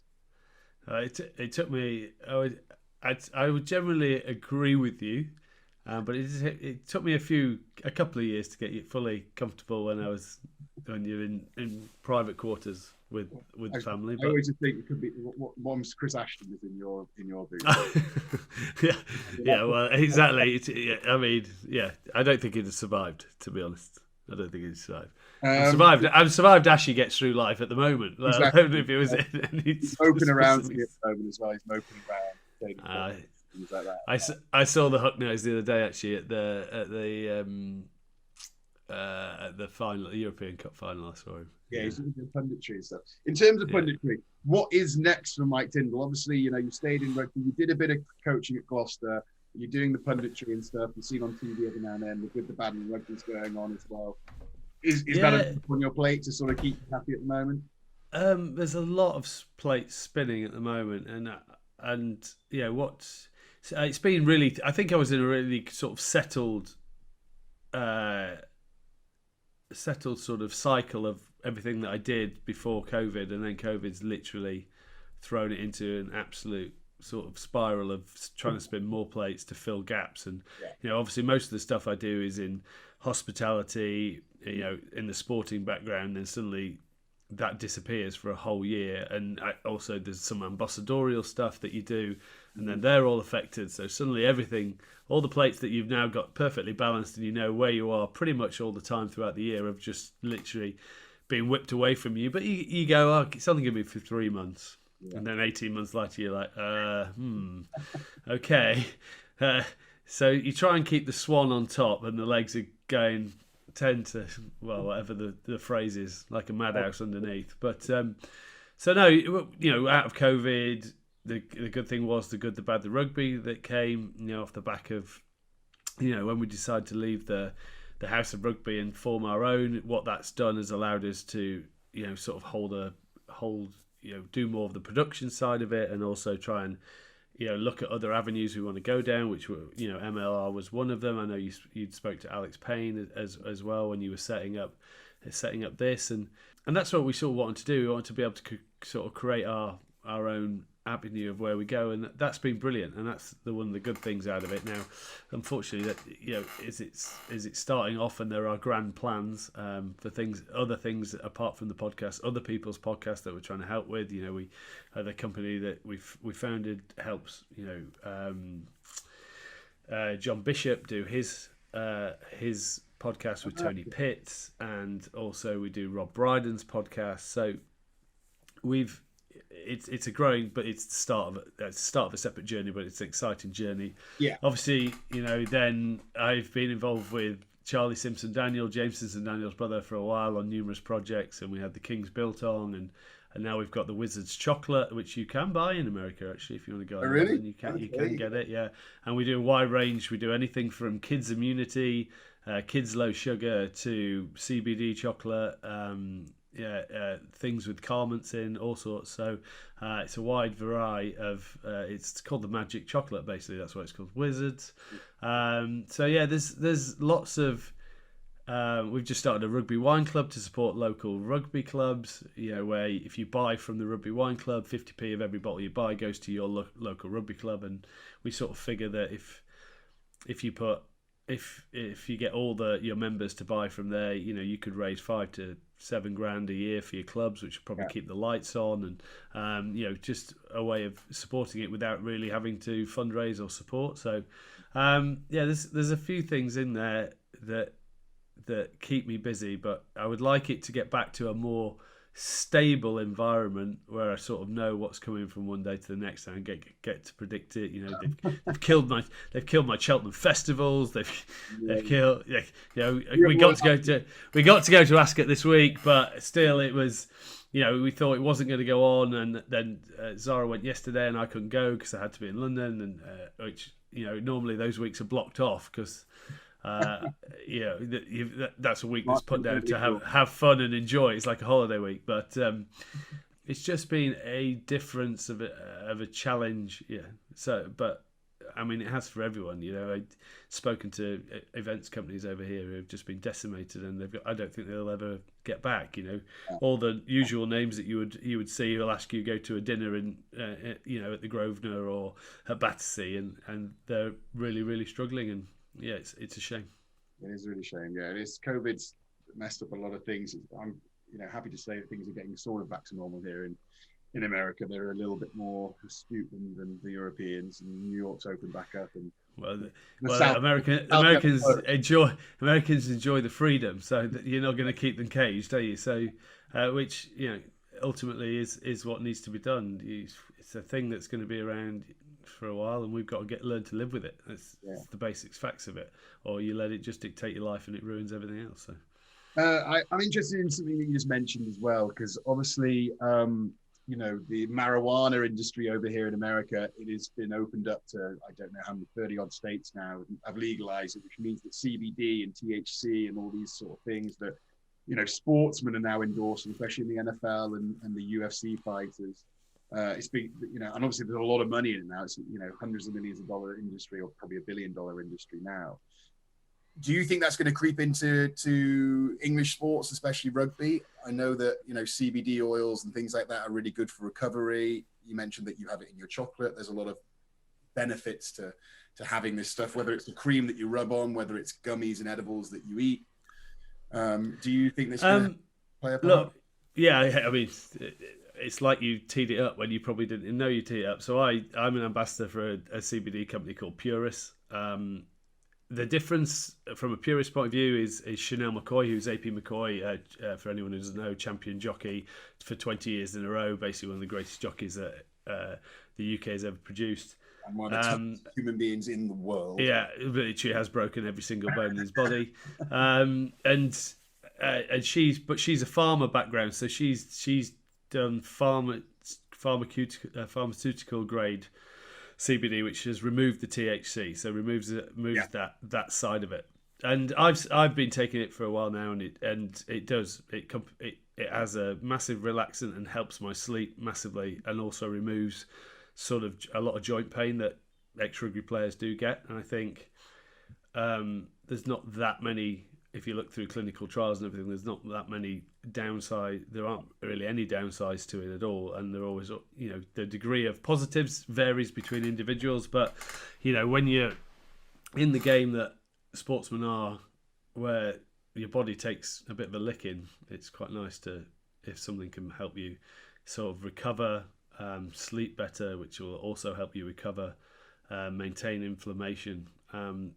It's a no-brainer, really. Yeah, it's one of the things over here in America that I'm very interested to see how it enters into the rugby society, just because it's such a big thing over here. It's legalized. Like I said, it's a massive industry, and you're seeing more and more sportsmen to go into it. And I think, MLR being so new, the big thing that they need is to make partnerships with big brands who are willing to put money into something. And I think it's an area that really could be help to expel MLR. It's always going to be difficult, because generally, the reason why America is the land of the free and the land of hope, where you can make your buck in America, is they encourage the entrepreneur, and they encourage, whereas there's a lot more laws and legislation that you have to sort of get through over here. So it will be interesting to see how it goes, to be fair, but I think it's going to be very much a slow burner. And talking of American rugby, Tins, I know you spent some time over here in America. A certain stag do was held in Miami once upon a time. I remember some big old collars and some pool parties and some stories from Andy Good about certain activities going on. Have you kept an eye on the MLR? Have you seen any of the games? Have you been kept around?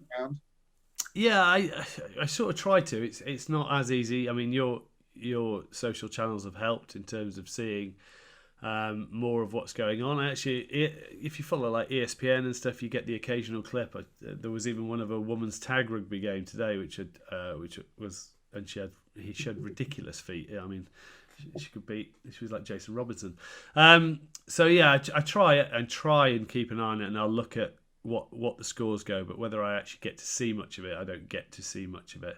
We've had we had Gits on the show, and he talked about it, and so yes, I try and follow it, but I don't see enough of it. Yeah, if you know what I mean. Well, I think that's one of the things you mentioned. ESPN, the real problem that MLR have is that they don't really have a broadcasting home, and I don't think any American sport really does. It when we bounce around from Fox Sports, NBC, to ABC, to ESPN, and they compete for contracts that they buy every year. And I hear that the NFL is monstrous now. And I think that MLR is still trying to find its feet. It's helped now that Rugby Pass have created the Rugby Network, which is an app you can download on your phone. You can watch all the games for free if they're not televised on the TV.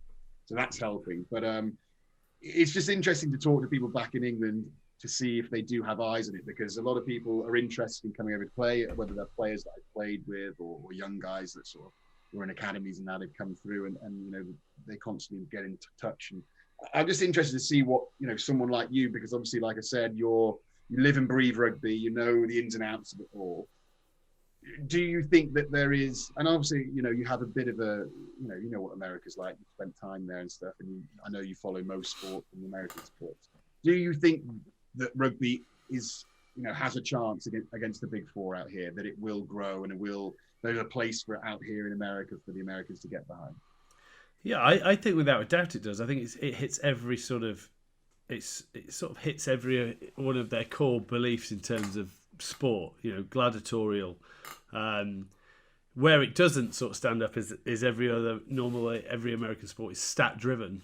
Now, not necessarily is rugby union ever going to be stat driven, because it's a flowing game, and it doesn't really stop for anything. Well, unless forwards want to scrum, so they'll knock the ball on purpose. But yeah, so where it doesn't really tee itself up for is the commercial advertising space in terms of breaks throughout the game.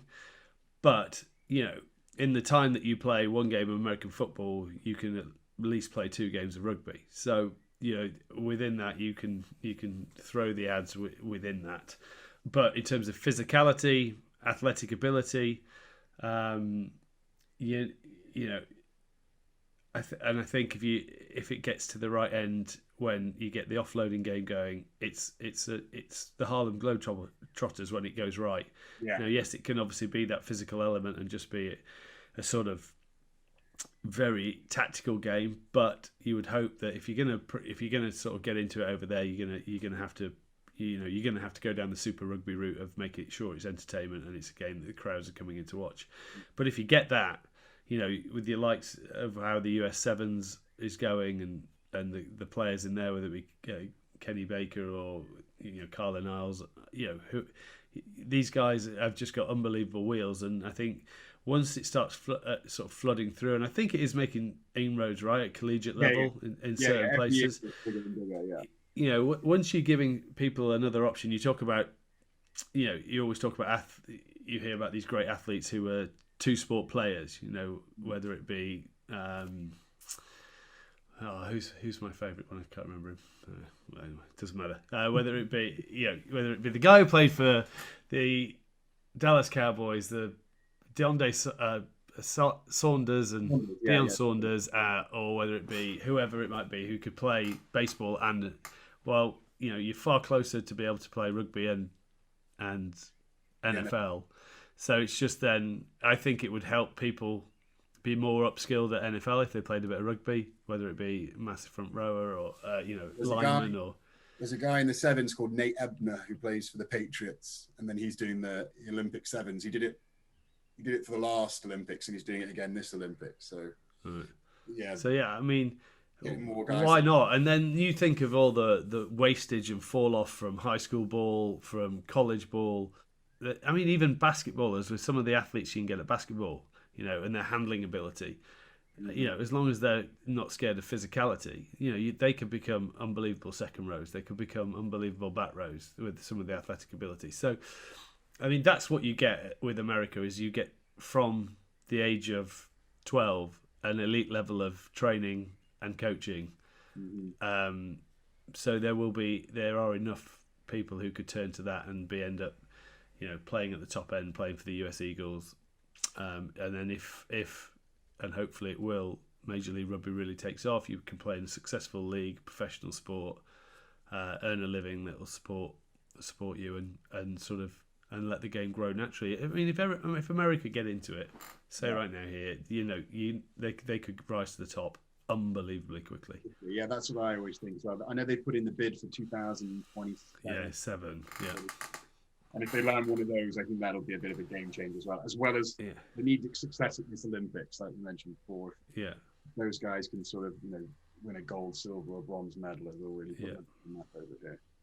The thing that I always find quite interesting about America is that it's such a big, you know, such a big country in terms of it has 50 states, which are basically 50 countries. I just see it could change the face of rugby in terms of, one, there could be so many teams. You know, we're at 12 teams already. I think on average we're sort of two teams every year join. And I spoke to George Kilbrew, who's the head honcho of the MLR, and he says, you know, they want to grow to sort of be similar to the NFL, 36 teams eventually. If they ever did that, the rest of the world are screwed, because everyone moans about England's player pool. You know what I mean? 6 months as well, only a 6-month season in terms of they want to run it from end of January to the start of June. Is there a worry, you know, to the RFU, English RFU, sit there and go, bloody hell, if the money comes to America and they get so many teams and suddenly they're paying guys like $1 million contracts, are we going to have a problem in our English players in England? Well, it's a great question. You know, it's a question you look at firstly at a core level. Is would they go, we don't really want America to succeed because we'll lose control of the game. The big, you know, the big teams at the moment, the tier 1 teams, would have a even bigger player that could come in there. And then, as you say, if suddenly you develop it and it takes off. Now, I mean, this is going to take years and years and years and years, no matter what happens. But then suddenly you will lose players. But also you can't think of it that way, and I don't think so, because the globalization of the game would be off the charts. So it would mean there'd be way more money in England, there'd be way more money in France. People in America might actually sponsor teams in France. You know, it could completely change the game because of how passionate American sports and media marketing is. It would uplift the whole game. It wouldn't just take America up here without at least dragging these guys, everyone else with it. I just don't see how it couldn't do that. But it'd be nice for them to actually be world champions at something that the rest of the world played, wouldn't it? There you go, Mike. Plays American football. No one plays basketball. We can't be the champions of the world. No one else is playing. Very true, very true. All right, last question before I let you go, Mike. Thanks for jumping on the show anyway. If we rewound the clock back 10 years and Mike Tindall playing in his prime, where would you go in America to play? Which team would be calling out for you? Would you be a West Coaster in LA, San Diego, or would you be an East Coaster in sort of Boston, New York, or Washington? Or you could go down to the South and be with the Houston Sabercats or maybe the Austin Gilgronis. Where would Tins like to Oh, that's a very good question. Now, on my trips around the States, I wouldn't say I'm well versed in everywhere in America. Obviously, East Coast is easy from as you mentioned, Miami, Florida, to New York and everywhere else. I've spent a bit of time. I went to watch Tyson versus Lewis down in Memphis, and went into Atlanta. Nice. And literally loved it down there. So drove around, Nashville, Memphis, Atlanta, New Orleans, and had literally the best time in the world. I've only jumped over to sort of LA once, really, and I didn't really stay there for very long, so I don't really know much about there. So I probably wouldn't head that way. I thought you would be a West Coaster. I thought you'd be. Mate, I'm a northerner. I want snow. I want cold weather. I don't want sun. But I would either go in the south, or I'd love to be. I don't know whether. I'd love to be in. If you could get teams in, if you had teams in Chicago or Boston. Chicago looking next year. Boston have already got a team, the Free Jacks. Yeah. So somewhere like that, I think, would have me. Obviously, New York must be great, and I don't think it'd be good for my off field. Off-field the old school team.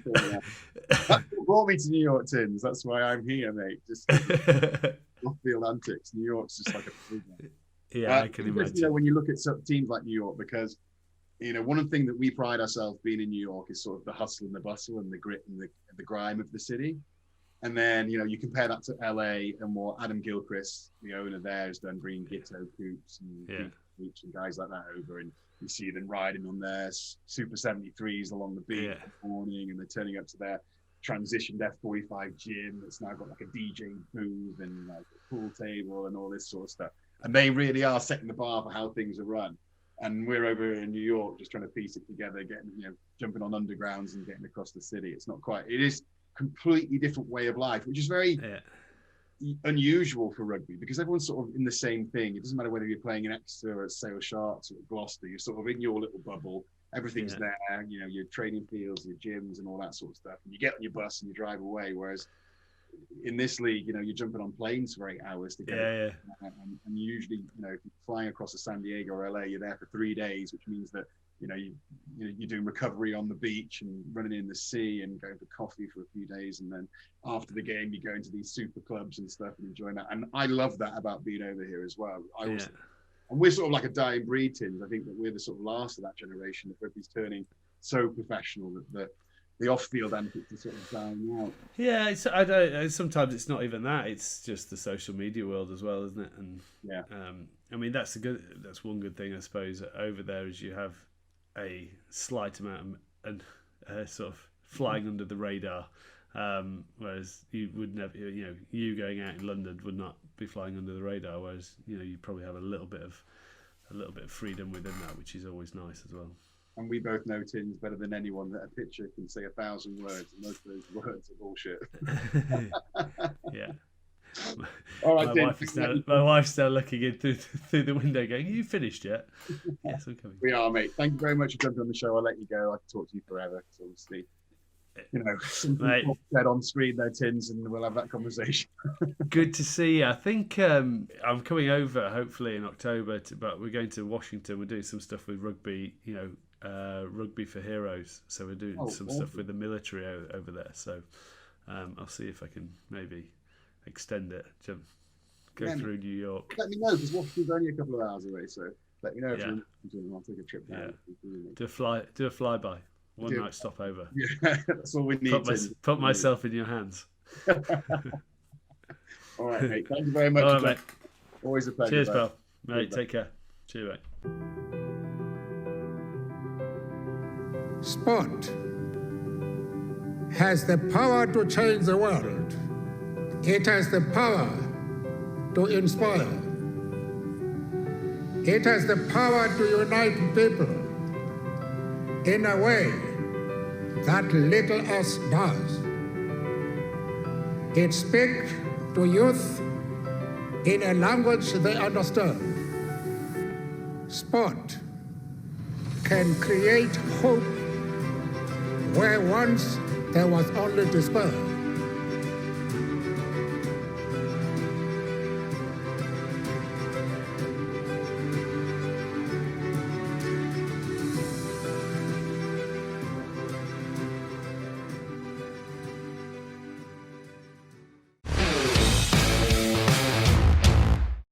So, Mikey, we've had our guests on. We've talked about last week's games. All we have left to do is talk about the upcoming fixtures. Pretty important ones as well, because we've mentioned, obviously, with having Nate on, that there's going to be a window where teams lose a couple of players. We mentioned Toronto having a lot of guys leaving. I'm not sure when the camps are all going to meet up. Mikey, do you know when that's all going to start happening and when teams are going to start losing their players? I don't. I know that they play, I think the test against England at Twickenham is July 3rd. So my guess would be probably the week preceding that, leading up to it. I'm not sure when they're actually able to get together, but I'm guessing if they're playing Saturday, they're probably flying in either the previous Saturday or Sunday. So these next 2 weeks of fixtures are pretty important for a few teams, especially the guys who are going to lose a lot of players. So going to be very interesting. Let's start at the start with NOLA at Toronto. We mentioned Toronto have been hurting this year, and obviously, it's going to be the last couple of games they have their full squad together. NOLA off the back of a good win, knowing that they need to win as well. I can only see sort of NOLA winning. It's at Toronto, but I think that NOLA know the importance now of these games. They need to get the wins to sort of put the pressure back on Atlanta and Rugby United New York. So I can see a big performance from them in terms of, putting the pressure on these other teams to go out and get something from their games. I do think it will be close. Do you? But I would say that NOLA will take that one, even though it is, like you said, remember, it's still not a home game for Toronto. We're still not back up like in Canada. So it's still it's their home away from home right now. But NOLA's definitely kept it interesting lately with some close games, and I think this one will be no different. But I do see them walking away with that win.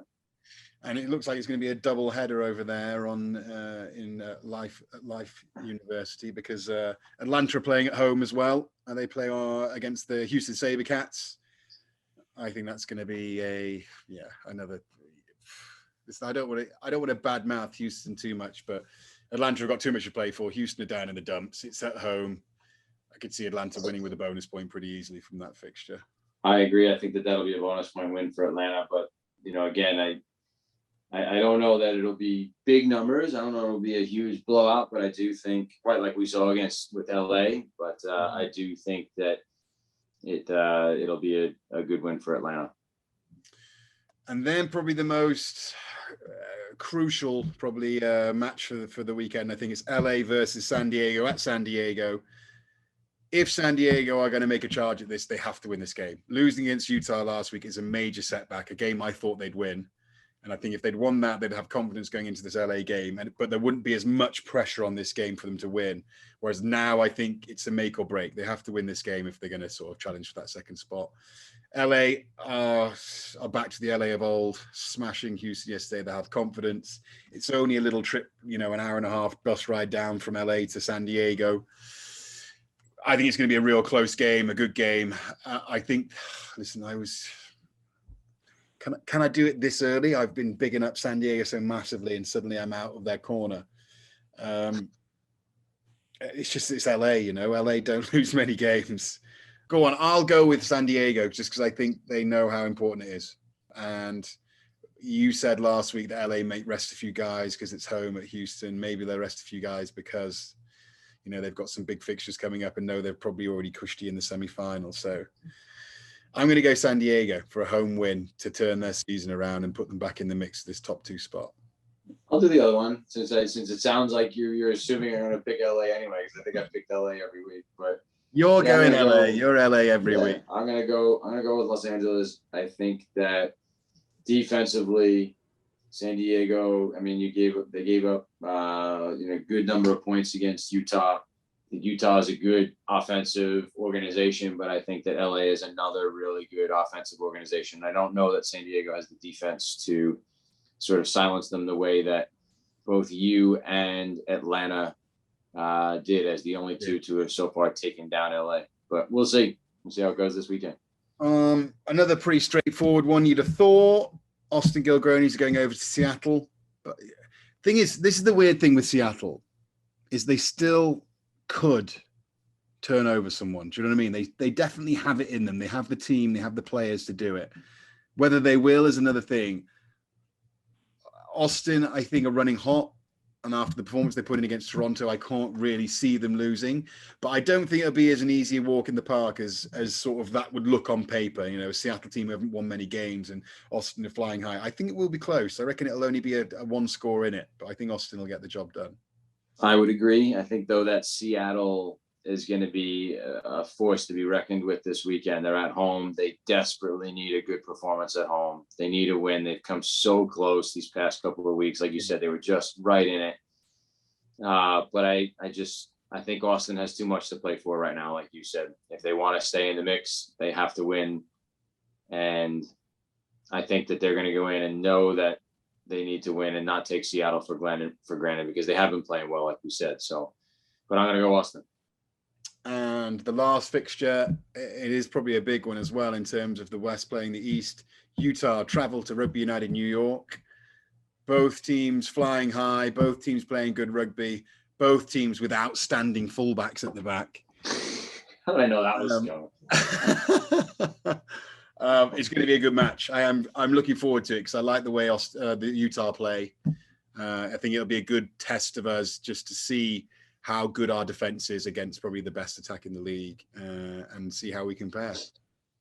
I think if you all come out and play the same sort of strategy and structure that you did against LA and just not let Utah play that fast, open style that they want to play, right? I think that you all are capable of doing the job for sure. I mean, I'm always biased. I think that this is one team that can definitely have a go at you all and make it an interesting contest for sure. But having seen what you can do defensively when you need to, and because I think that, like we've said all along, Utah is a team that does seem to leak tries, unfortunately for them. I think if you put in that defensive shift and you slow the game down, even though, as boring as it might seem against a team like LA, right? But you walk away with a win, and it's a vital win. And let's be honest, New York needs to win too. Yeah. Right. In order to stay in the mix, it's going to be a tight race in the East. It's a must-win game for you all. Utah's on the road. You all are back in Jersey City, and I'm going to take New York. I'm going to take you guys.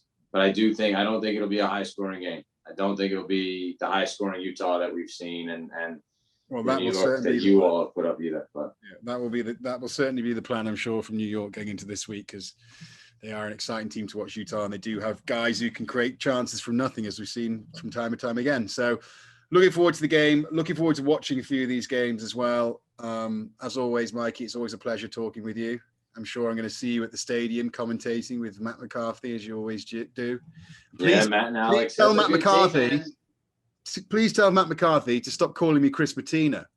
Because listen, Chris Mattina is all over the field. He's catching high balls. He's scoring tries. He's doing everything. And poor Ben Foden doesn't even get a mention anymore because Chris Mattina is getting all my highlight reels. We don't want to be.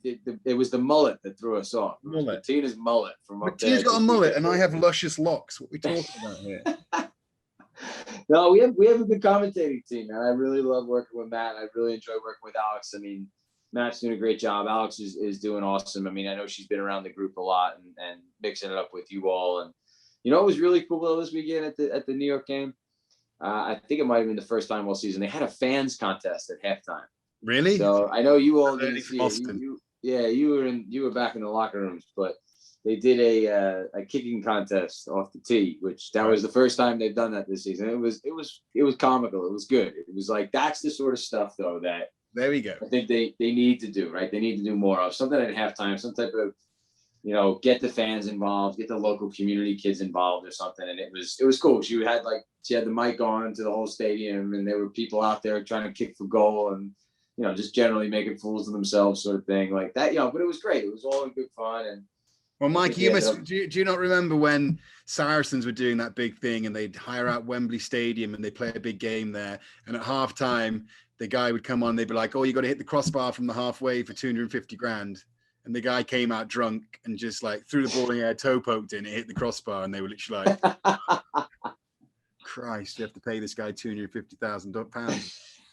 So let's not get too carried away with kicking it and stuff like that at halftime shows, because I'm not sure, Runy can afford to be paying out things like that. So I think they gave out a hat. I don't think they gave out. Yeah, you go. You win a shirt if you hit the crossbar. There you go. I think Alex was like, "You want a hat or a t-shirt?" I don't think they handed out checks. So don't worry. There you go. That's more like it. That's the sort of style I like to hear. All right, Mikey, always a pleasure.